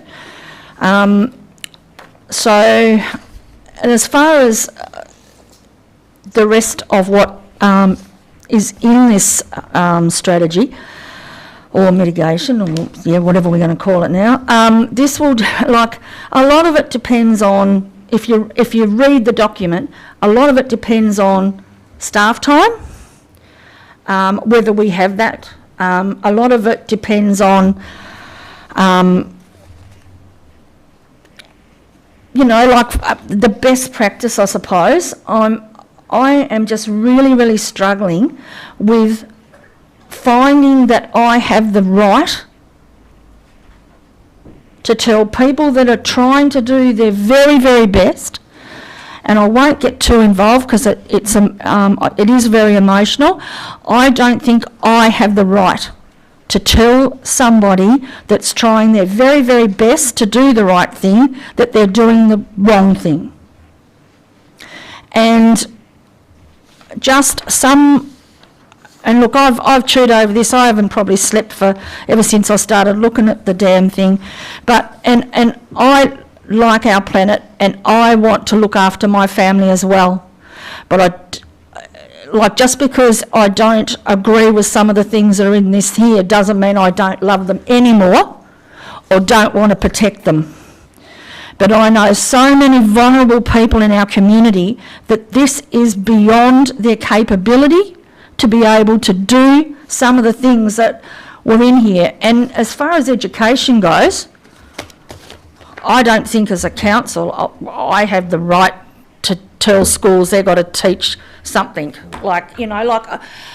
Education's education. I'm sorry, Luke, and I know that you're finding that hard. I just think that got to stop. Thank you. Yes, certainly. Sorry, I don't want to get into a debate. I just want to point out that there is absolutely nothing in the strategy that says we are going to tell anybody that they have to do anything. Education resources are provided on the basis of people using them if they want to, ignoring them if they don't. We'll make them available on the website, and if you want to use it, you use it, and if you don't, you don't. We're not directing anybody. The scope of the strategy is to take responsibility for our own carbon emissions. And I have heard the points around the insignificance of the Huon, but look, that's a slippery slope of an argument, because that one piece of rubbish that I throw out my window, that's insignificant on the scale of the rubbish problems of the world. It's the same argument. It's a false argument. It's around taking responsibility for your own actions. The second point, Sal, around providing educational resources, that's not telling a school that they must do anything. That's just us providing information, positive case studies around what industry is doing, which helps others to learn from and potentially go, hey, look, they did that, but actually created a financial benefit and a social benefit as well as these environmental benefits. Maybe we should consider that. That's the sort of actions that are in there. There's nothing around directing anybody.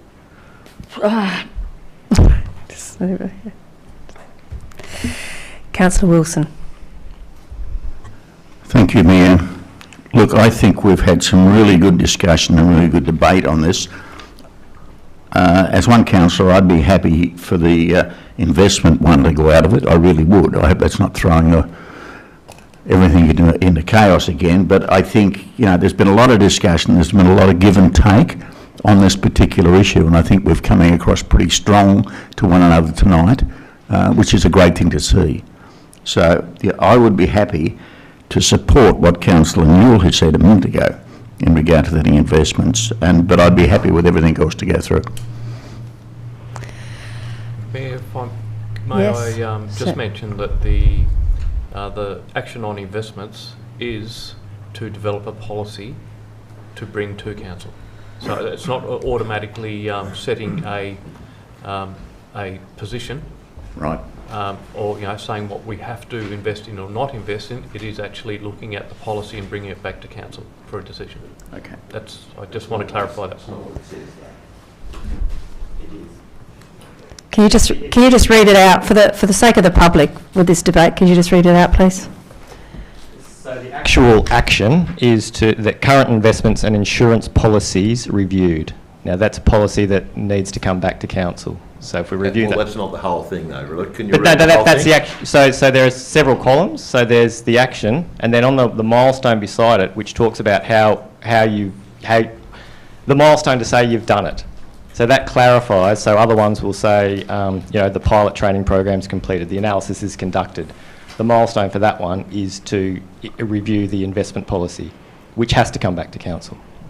We can't change the investment policy without bringing it back to council. Yes, but it says current investment and insurance policies reviewed in the actions, but you're saying to encourage positive relationships with banks, insurers and other businesses that show commitment to climate change and or diversifying from those that do not, shows them that it is undesirable to invest in projects that contribute to climate change. Now that is directly saying that you don't want to support someone that is, say, financing the logging operations or that's clearly written there. Yeah, so that is explaining the rationale behind it. Yeah, but the exactly. actual action itself is that the current investments and insurance policies are reviewed. I don't mind clarifying that further within the document if that would help. We could specifically say that the investment policy be reviewed and brought back to council for consideration as the action. Would you be happy if it was taken out, though, to get this through tonight? If that was required. I'll be voting for it. If it was going to lose otherwise, I absolutely would. Well, it probably will.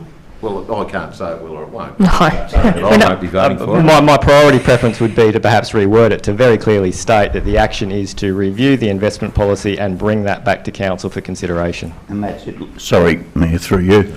And that's it, Luke? That's Yes. exactly what you'd be saying, yeah? I'd be happy with that action being reworded that way. Councillor May? Thank you, Mayor. I haven't said a great deal on this debate. I've been sitting back listening to the diverse comments being made, and I'd like to add a few others.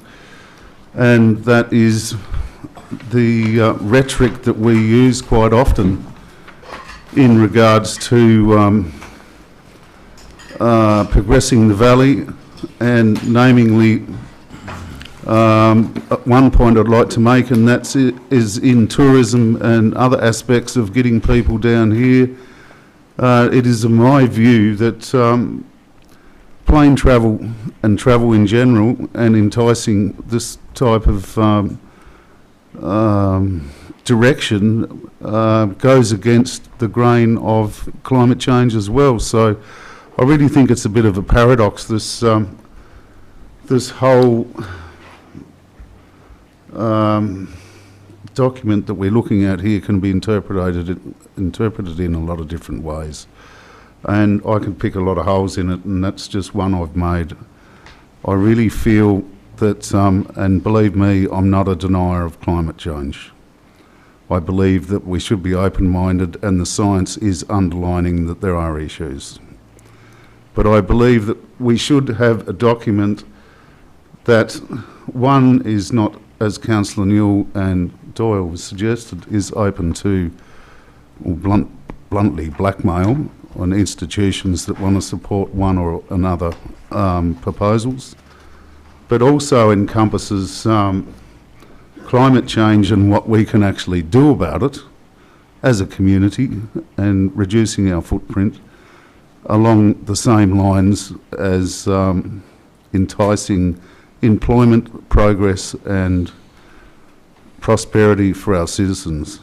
And it's very difficult under this document to be able to encompass all those subjects for me after all this discussion that's gone on here tonight.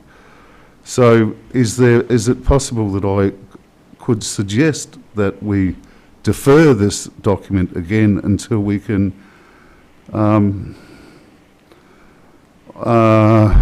revise some of the issues, statements, whatever that are contentious points, I might say, that are in this document, so that it's a little bit more fitting to the cause. I'd like to ask a question first before you put that. Sure, yeah. Yeah, it's just a question. So, Councillor O'May, you said that when you looked at the document that there are ways that you feel that I gather the wording could be improved or something like that. I suppose if it was to be deferred, we'd really need a commitment for a full participation by everybody to really try and communicate what is the difficulty that councillors are having with this document. I just ask everybody to keep in mind that I think over the horizon they're reviewing the Climate Change Act now and the state government, and there's interviews going on at the moment, and that there will be submissions, calling for submissions between middle of March and middle of April. And there could be some significant changes as a result of that takes some of these things out of our hands anyway, because like any other thing of the government it works with, they work with legislation and regulations. So the other thing I'm very conscious of is that there are 12 councils that are working exactly like we are at the moment on they've either got through their mitigation strategies or they're working on their mitigation strategies to put up to council. And one of the things that community get very confused about is when there's inconsistencies with across a state, with the language that's used, therefore the explanations that are given. So this document has been based on the Regional Climate Change Initiative program with 12 other councils, where there are 12 officers that get together around a table to maintain the consistency and the integrity of this document. I suppose I asked not for us to think, and I do agree with Councillor Gibson's comment about climate change knows no boundaries. Bushfires, no boundaries. Floods, no boundaries. So therefore, we can very easily become very centric in our approach with just worrying about the Huon Valley. However, we've got a regional program that is 12 councils. Legat is already starting to move into that space because Launceston City Council are now jumping on board.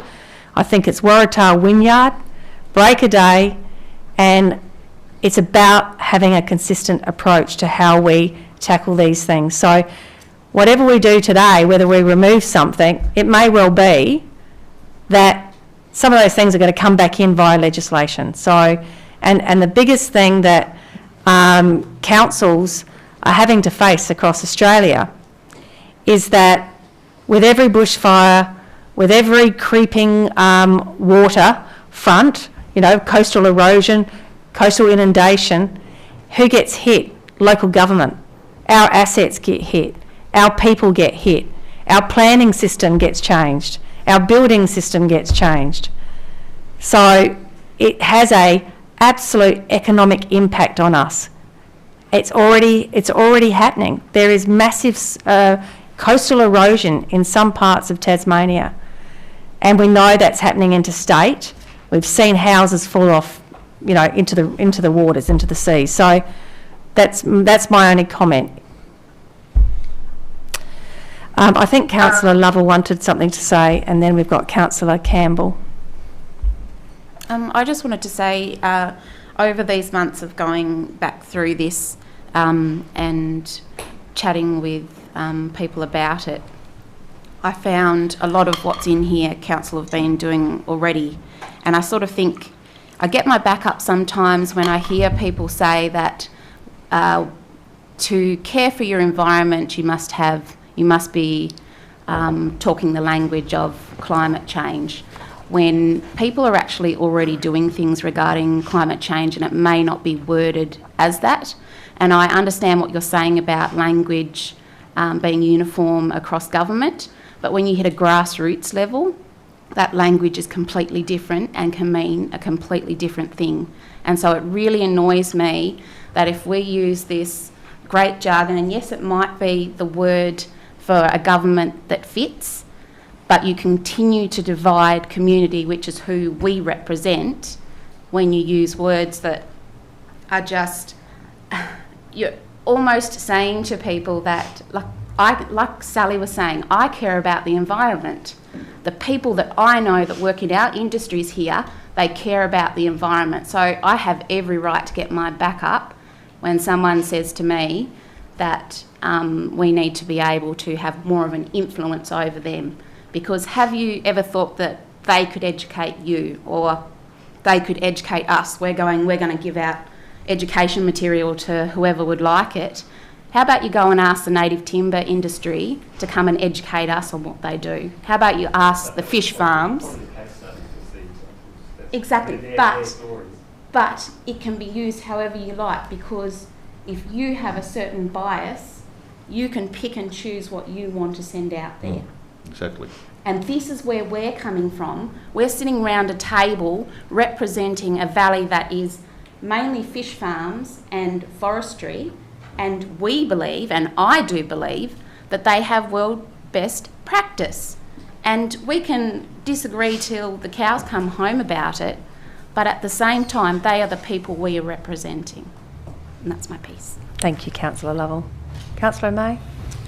Yes, Mayor. My comment before, I was more referring to deferring this document until we can have clear interpretations of some of the points that are made. The point I was trying to make, interpretation of this document, to me and to others, I believe, is not clear enough or specific enough to make a ruling on. That was the point I was trying to make. All right, thank you. Thank you, Councillor May.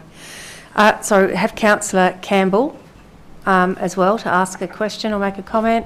We really need to wrap this discussion up, guys. Yes, I'd just like to make the comment that I think that with the climate change strategy, I think the pressure on councils is about the risk management. I think we underestimate, how much insurance is costing with all the disasters that are happening, and I think this is why it's important for us to recognise that this document is protection for the council and for councillors to have it in place so that it will become a legislative document.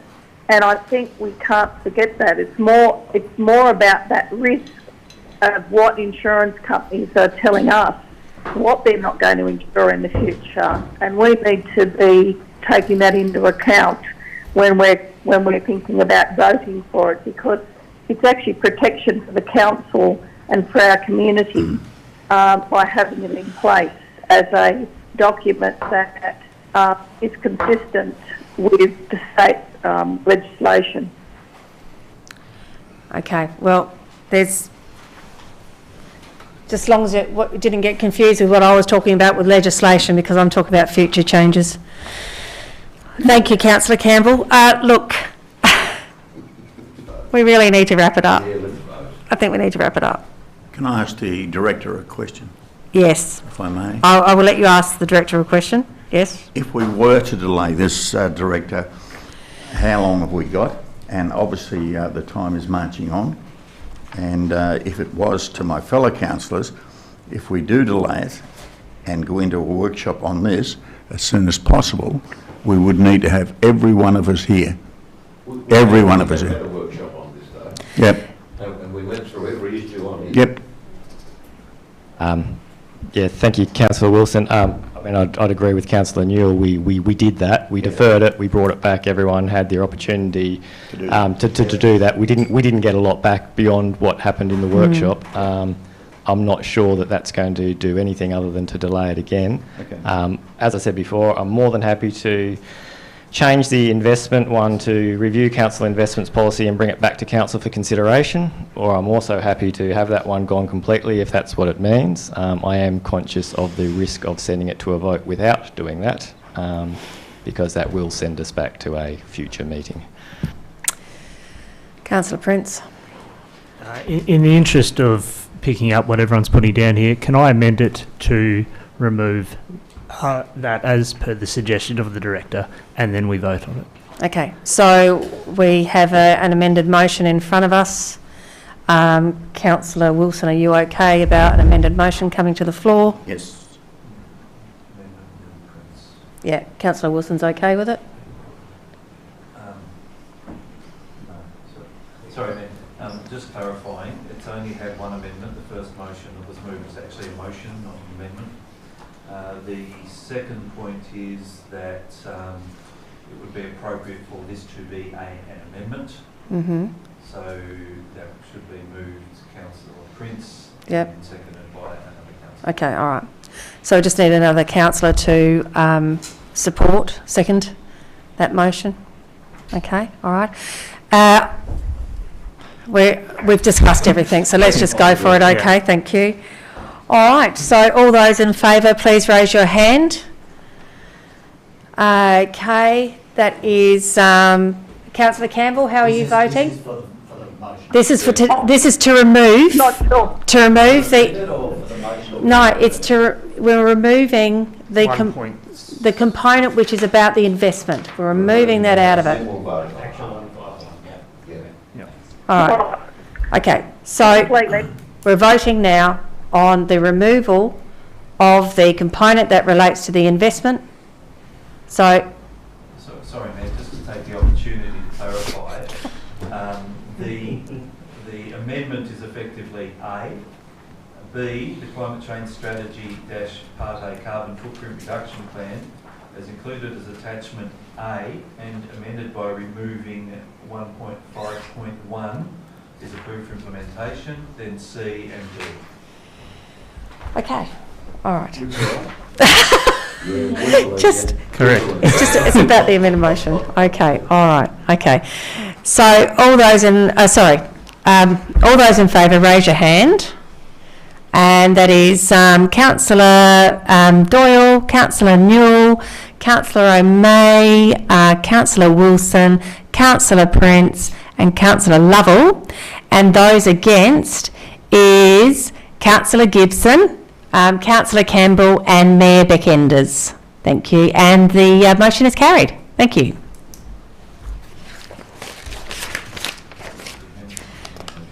So now we need to vote on the motion. Yeah, that was the amendment we voted on.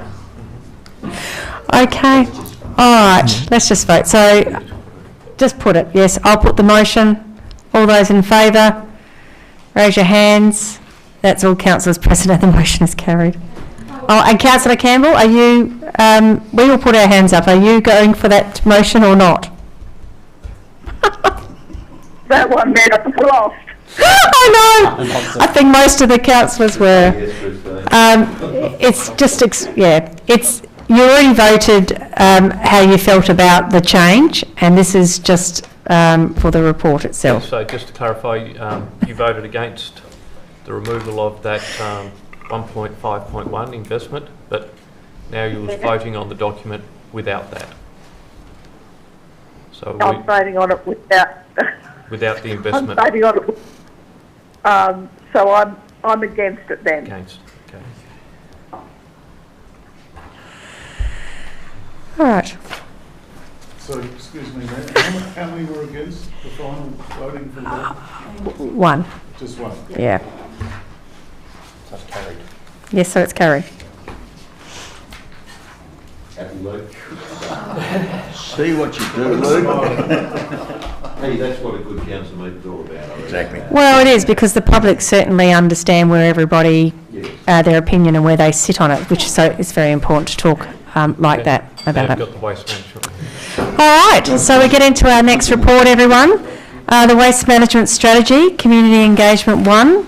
Do I have a councillor to move a motion, please? Sorry, Mayor, before we start, I do have one minor change that I have to just let councillors know about, and that is in the engagement plan itself. In the attachments, there is an updated version with just a few minor date changes. We've already updated it on the web page, and if in agreement and it gets through, we'll include it in the minutes. But councillors have been provided a single page just with those updates. It's just that the original timeline was very tight, so they have been amended a little bit. Sorry. And one additional question just relating to if you are a business owner or worker in the Huon as well. Thank you. All right. Okay. Do I have a councillor to move a motion? Councillor Prince, and then Councillor Gibson as a seconder. Councillor Prince. Just hurt my shoulder. Opening remarks? No, I've got no opening remarks, Matt. Okay, thank you. Open for discussion. Councillor O'May. Yes, Mayor, point 6, is it really appropriate in this day and age that we should be asking that question? In survey questions. You can prefer not to say. No. Yes, it covered everything. You can prefer not to say. My question, sorry, Mayor, was should we be asking the question? Should we have point 6 in there at all? What is the importance of... The importance okay. of that question. Yes, Director, thank you. Yeah, thank you, Mayor. Look, the basis of asking that question is really just to make sure we get a good profile of who has answered the survey, because that could then have implications on the results. So if, for instance, 95% of the respondents are all women, then that could have a flow-on impact to whether the results are representative of the entire community or vice versa. So that's really all that one's about. It is absolutely an optional question. You can say you prefer not to say. That's really all that one is for, just to get the demographic of who has responded, just in case that has an impact on whether there's whether it has a reflection on the sample size of who we've got. Thank you. Any other questions or comments? Councillor Campbell, do you have anything to say? Thank you, Mayor. Oh, so you said no, thank you. All right, lovely. All right, I've got just a couple of questions in relation to the survey questions. So we identify residents' concerns, ask the question about whether people home compost, but don't actually ask them about what they may already be doing about addressing their concerns. Are we expecting them to use the other box for that without any prompting? Thank you. Thank you, Mayor. No, look, we're not really expecting that sort of response. I mean, they could put it in the other comments box if they wish to. The purpose of the engagement is really to capture the priorities and concerns of the community in the early stages. So whilst that information might have some interest in regards to what people are doing themselves, it's not really the purpose of this engagement, so that's why it's not asked there. It's really around what their priorities and concerns are in the early stages of the strategy development, just to help understand. Yeah. Sorry. Oh, yeah. Okay. Councillor May's leaving the room at what time? 9:35, thank you. My next, well, it's really a comment, just on the engagement tools. I couldn't see the Signet and Channel classifieds written down there as a publication that could be used. Yeah, just a suggestion, and and a question. I know that our economic development team, for tourism purposes, have boosted their Facebook ads. Since waste is, it was rated number 6 as the highest important thing on the customer satisfaction survey for waste management, that is, for services that they highly regarded. And because waste is, as we've had a big conversation about waste already here tonight around the table, would we consider boosting, because it's got here social media, Facebook page, would we consider boosting some of those ads to reach some of those people that you were talking about that would be responding to the survey, or get a further reach and an opportunity to share those posts with schools so that it gets to the families?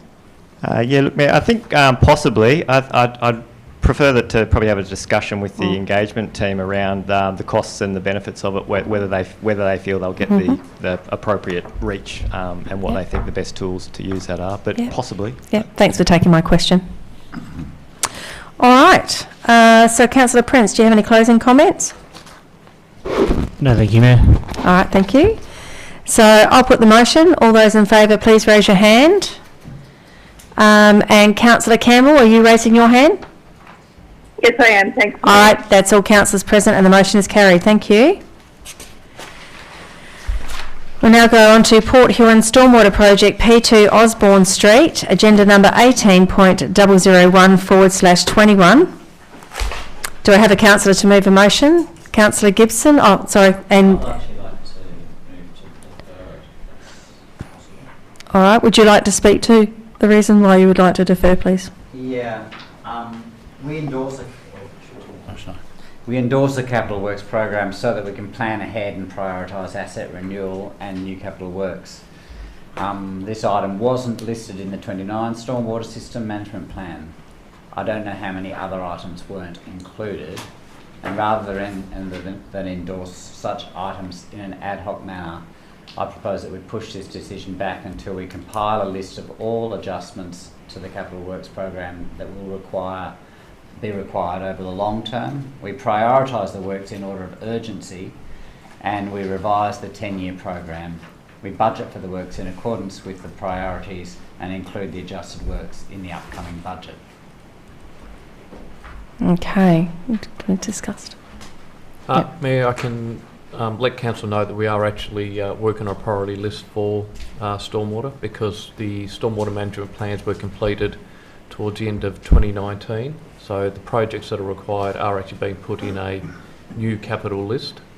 Now, this project didn't get to the capital works program because when that was set, this wasn't, I guess, as urgent, because now that there's a development happening on the land that we need to go through, it will actually create an obstacle. We can't get through that land because there will be a house built there close to the easement.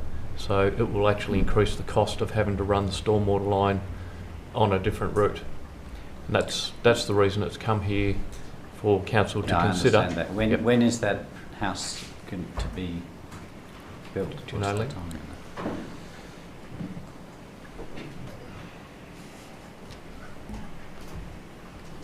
Understanding that the development application has already been approved for that building, and my officers report that they're very near to starting. Okay. Can I ask another question? Is that so the section that's going to be done under this is just that section past the house? Is that what the proposal is? Through you, Mayor, that's exactly correct, Councillor Gibson. It's only that section that goes through past that house, and there's another vacant lot that's likely to be in the way as well, so it'll just continue up that same alignment with a small kick at the top. This is the major trunk sewer, so it's the bottom end of the stormwater network, so that will always get a priority because you don't work from the other end down. I mean, I understand all that, but then I don't know what priority stormwater projects are required in Signet, for example, as well, and whether we can afford to do them. And the rate that Signet's growing is, astronomical, and we have to manage the infrastructure in a systematic method. I guess that's my point. Councillor Gibson, if I could refer you to the Stormwater System Management Plan of December 2019, it does show the areas that I've identified stormwater works and required in all of our townships, including Southport. Except for this one. It does include this one, and I've put in the attachments, extracts out of that Stormwater System Management Plan of December 2019, which it is identified as stormwater works that is required. Okay. I'm satisfied. I retract my deferral. Yep, that's fine. Okay, so if I can have someone to move the motion, please. Oh, well, I was already doing that. But No, I didn't get to. Councillor Neal, thank you. A second, please. And Councillor Wilson. Councillor Neal, do you have any comments to make? Look, only the fact that there's no existing pipe work down there and this is badly needed, so good stuff, let's get stuck in and do it. Thank you. Yes, Councillor Cripps. Yeah, look, I had a conversation with the director on this because I had a few questions, and he was able to excellently clarify for me the longevity of the project and that we wouldn't need to rip up a house in 50 or 60 years' time to replace it. So I was really satisfied with that, and it was I'm quite impressed that the director was able to spot an opportunity like this to save us some money in the long run. So well done. Yes, Councillor Hubble. I just had some questions through you, Mayor, to the Director, if possible. I stopped and had a look today, and so you've got that new building on the corner, that big square-looking building on that funny-shaped block. Let me find the map. Okay. So on your maps, so you've got the green line that goes up. That's what street's that? I don't know if is that. No. Just bring it up on the map. Yep. So I was just a bit confused because there's a new house gone in on that funny-shaped block at the bottom, and the drain looked to run down the side, and there's actually a shed sitting over the top of it. So I wondered how that was all going to work now that that house is in there, with all they've got down the side of that fence there. I can see where the drain comes out.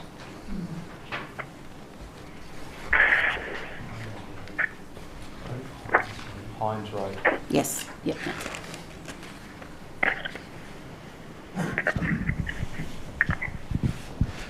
Through you, Mayor. Thanks, Councillor Lovell. Where the dotted line is on the attachment is the alignment of the proposed 750 diameter stormwater. It's my understanding that there's a vacant block on the left-hand side of that proposed alignment. So that's got a house on it. A new house? Yeah. And there's a little shed right on that fence as well. That's why I was a bit confused, because you were saying it was vacant, but there's actually a huge double-storey cement thing sitting there. Massive. Okay, this house may have progressed much faster than we thought it was going to. Yeah, okay. The matter of the fence, the shed, the shed has somehow become built over the top of an easement, so we're not quite sure Thought it looked a bit funny. how that's happened, but... and there's a power pole right at the bottom of the drain as well, because we were going, which side's the drain actually going to... And yeah, the house is there. I thought you had said it was vacant. And yeah, the house, it's there. Right, that's our understanding as we were going through this process of writing up this report. Yeah, okay. I will check that. Yep.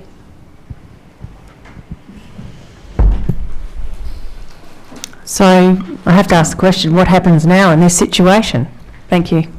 So can we approve it conditional based on whether that house is actually the one that's the subject house? If not, we can progress it. If it is the house, we'll have to come back with another plan. Can I ask a question? Yes, Councillor Campbell. Thank you. This is it correct that this has been a subdivision that's being done by a developer there, is that right? Through you, Mayor. Councillor Campbell, this is not a subdivision, it's an existing lot of land that has an approved development application to build a house on an existing lot. Is the greater something that's going on at Port Huon there, Director, that has been part of that development in the Port Huon area? No, I don't think you heard it. Sorry, missed that. Councillor Campbell, you're going to have to just repeat that last question because we didn't hear it. Yeah, has this block, is it part of the bigger subdivision that occurred at Port Huon earlier? Like it's No, Councillor Campbell, it's not part of that. This is an existing single allotment, not connected to that subdivision in any way. Oh, thank you, General Manager, spoke like that. Thank you. Councillor Doyle, thank you. It's always been an issue, and I know that we're looking at the right drain. So, because it has overflowed and it's had people put things in there to stop it from flowing. But we went down today and we went along Osborne, then went down Arthur Street and had a look at all the area and all the bits that it could be, can see where the drain comes out, and your dots are, I know where your dots are because they're right, because they come out down on the main road there where that comes out and goes under the road. So, yes, the two-storey house has been constructed on that bottom block, and I know it's right because that shed, we know that the shed you're talking about, we could see where it's on it's over the thing. So, so I'd say that probably does need to be looked at, but I'll be happy to do what Amelia. Yeah, providing there's no variation to the cost and the job itself. Yeah. Yes, Councillor May. So is the shed actually on the easement, or is the drain being moved? So the shed is actually on the easement. Well, it's probably an illegal shed. Right. Excuse me, Mayor, but Yes, we can't really comment whether it's illegal or not when we don't have the information to. As Amelia suggested, and this house that's there now, is that going to impact the potential laying of this pipeline to the point where it's not possible? Through you, Mayor, thanks for your question, Councillor O'May. It may. We may have missed the opportunity that we first identified, so I will need to have my officers investigate this again to see whether that has actually stifled our plan to put that 750 diameter pipeline up there without causing damage to the new structure. So in your professional view, if this drain were not to be constructed, would that house that's just been constructed be potentially flood prone because of the fact that this drain is not going to be improved? There will remain an open drain through there that will need to be managed. And if there's got to be maintenance done in the future with this house there, how is this drain and easement going to be maintained? Who is going to maintain it? Is that what you're saying? I'm just seeing that we could potentially vote on something that could be a can of worms here, that's all. So that's what Emilio said. If it's any different to what is in this report, it needs to come back to council. Any different? Yes, can I suggest that the report indicates that it is vacant land now. If it's not vacant now, I will come back with a report to council saying that we can't do it. All right. So can we approve, sorry, through you, Mayor, can we approve this now, subject to that?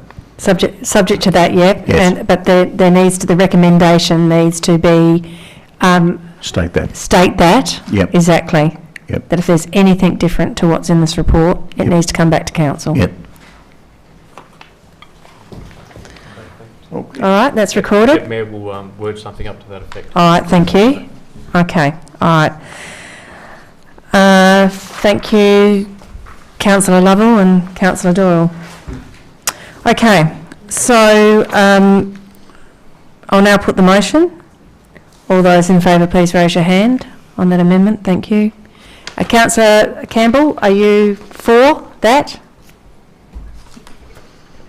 Mayor. Thank you. That's all councillors present and the motion is carried. Thank you.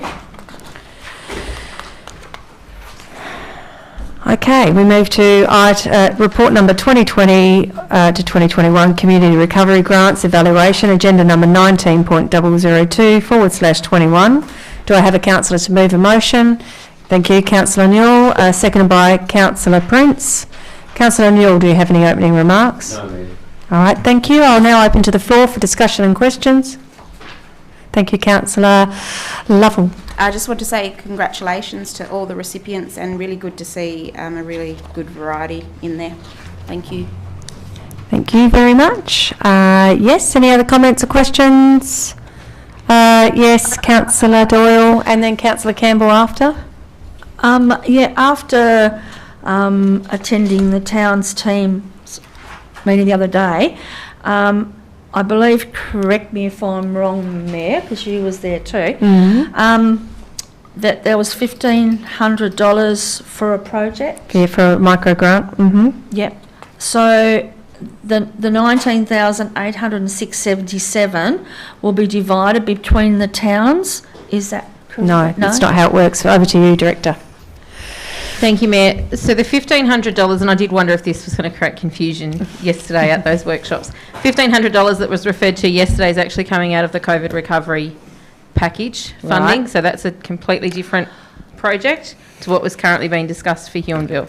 The $19,000 that's there as a recommendation will be a completely separate process. It'll we're still developing the guidelines, of course, but it will go along the lines of calling for suggestions from across the towns. So it won't be all for Huonville, which is obviously where our focus is at the moment. Yep. There's further work to be done and workshops to be had in other towns. Okay. Thank you. Any other questions or comments? No? Okay, all right. Oh, yes, sorry, Councillor Campbell, I do apologise, yes? That's all right.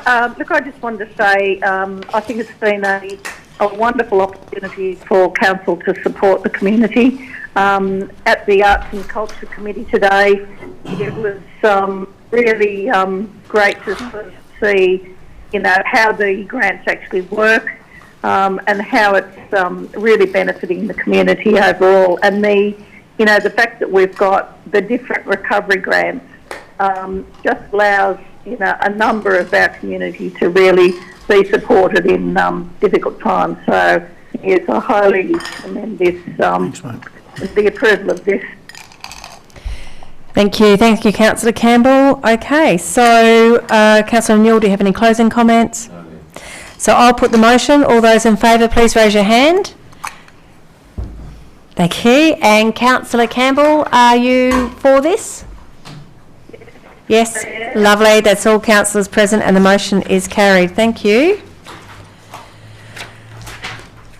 Right, we get to that part of the evening where we go into closed meeting and we say farewell to anybody that's still watching at 9:55 p.m. Quite a late one for us this evening. So we hope to see you at the annual general meeting of council at 4 p.m. on Wednesday the 10th of March in the Huonville Town Hall. As the General Manager did advise, you'll find the details about the AGM on Council's website, including how to register for that event as well. Thank you very much and good night.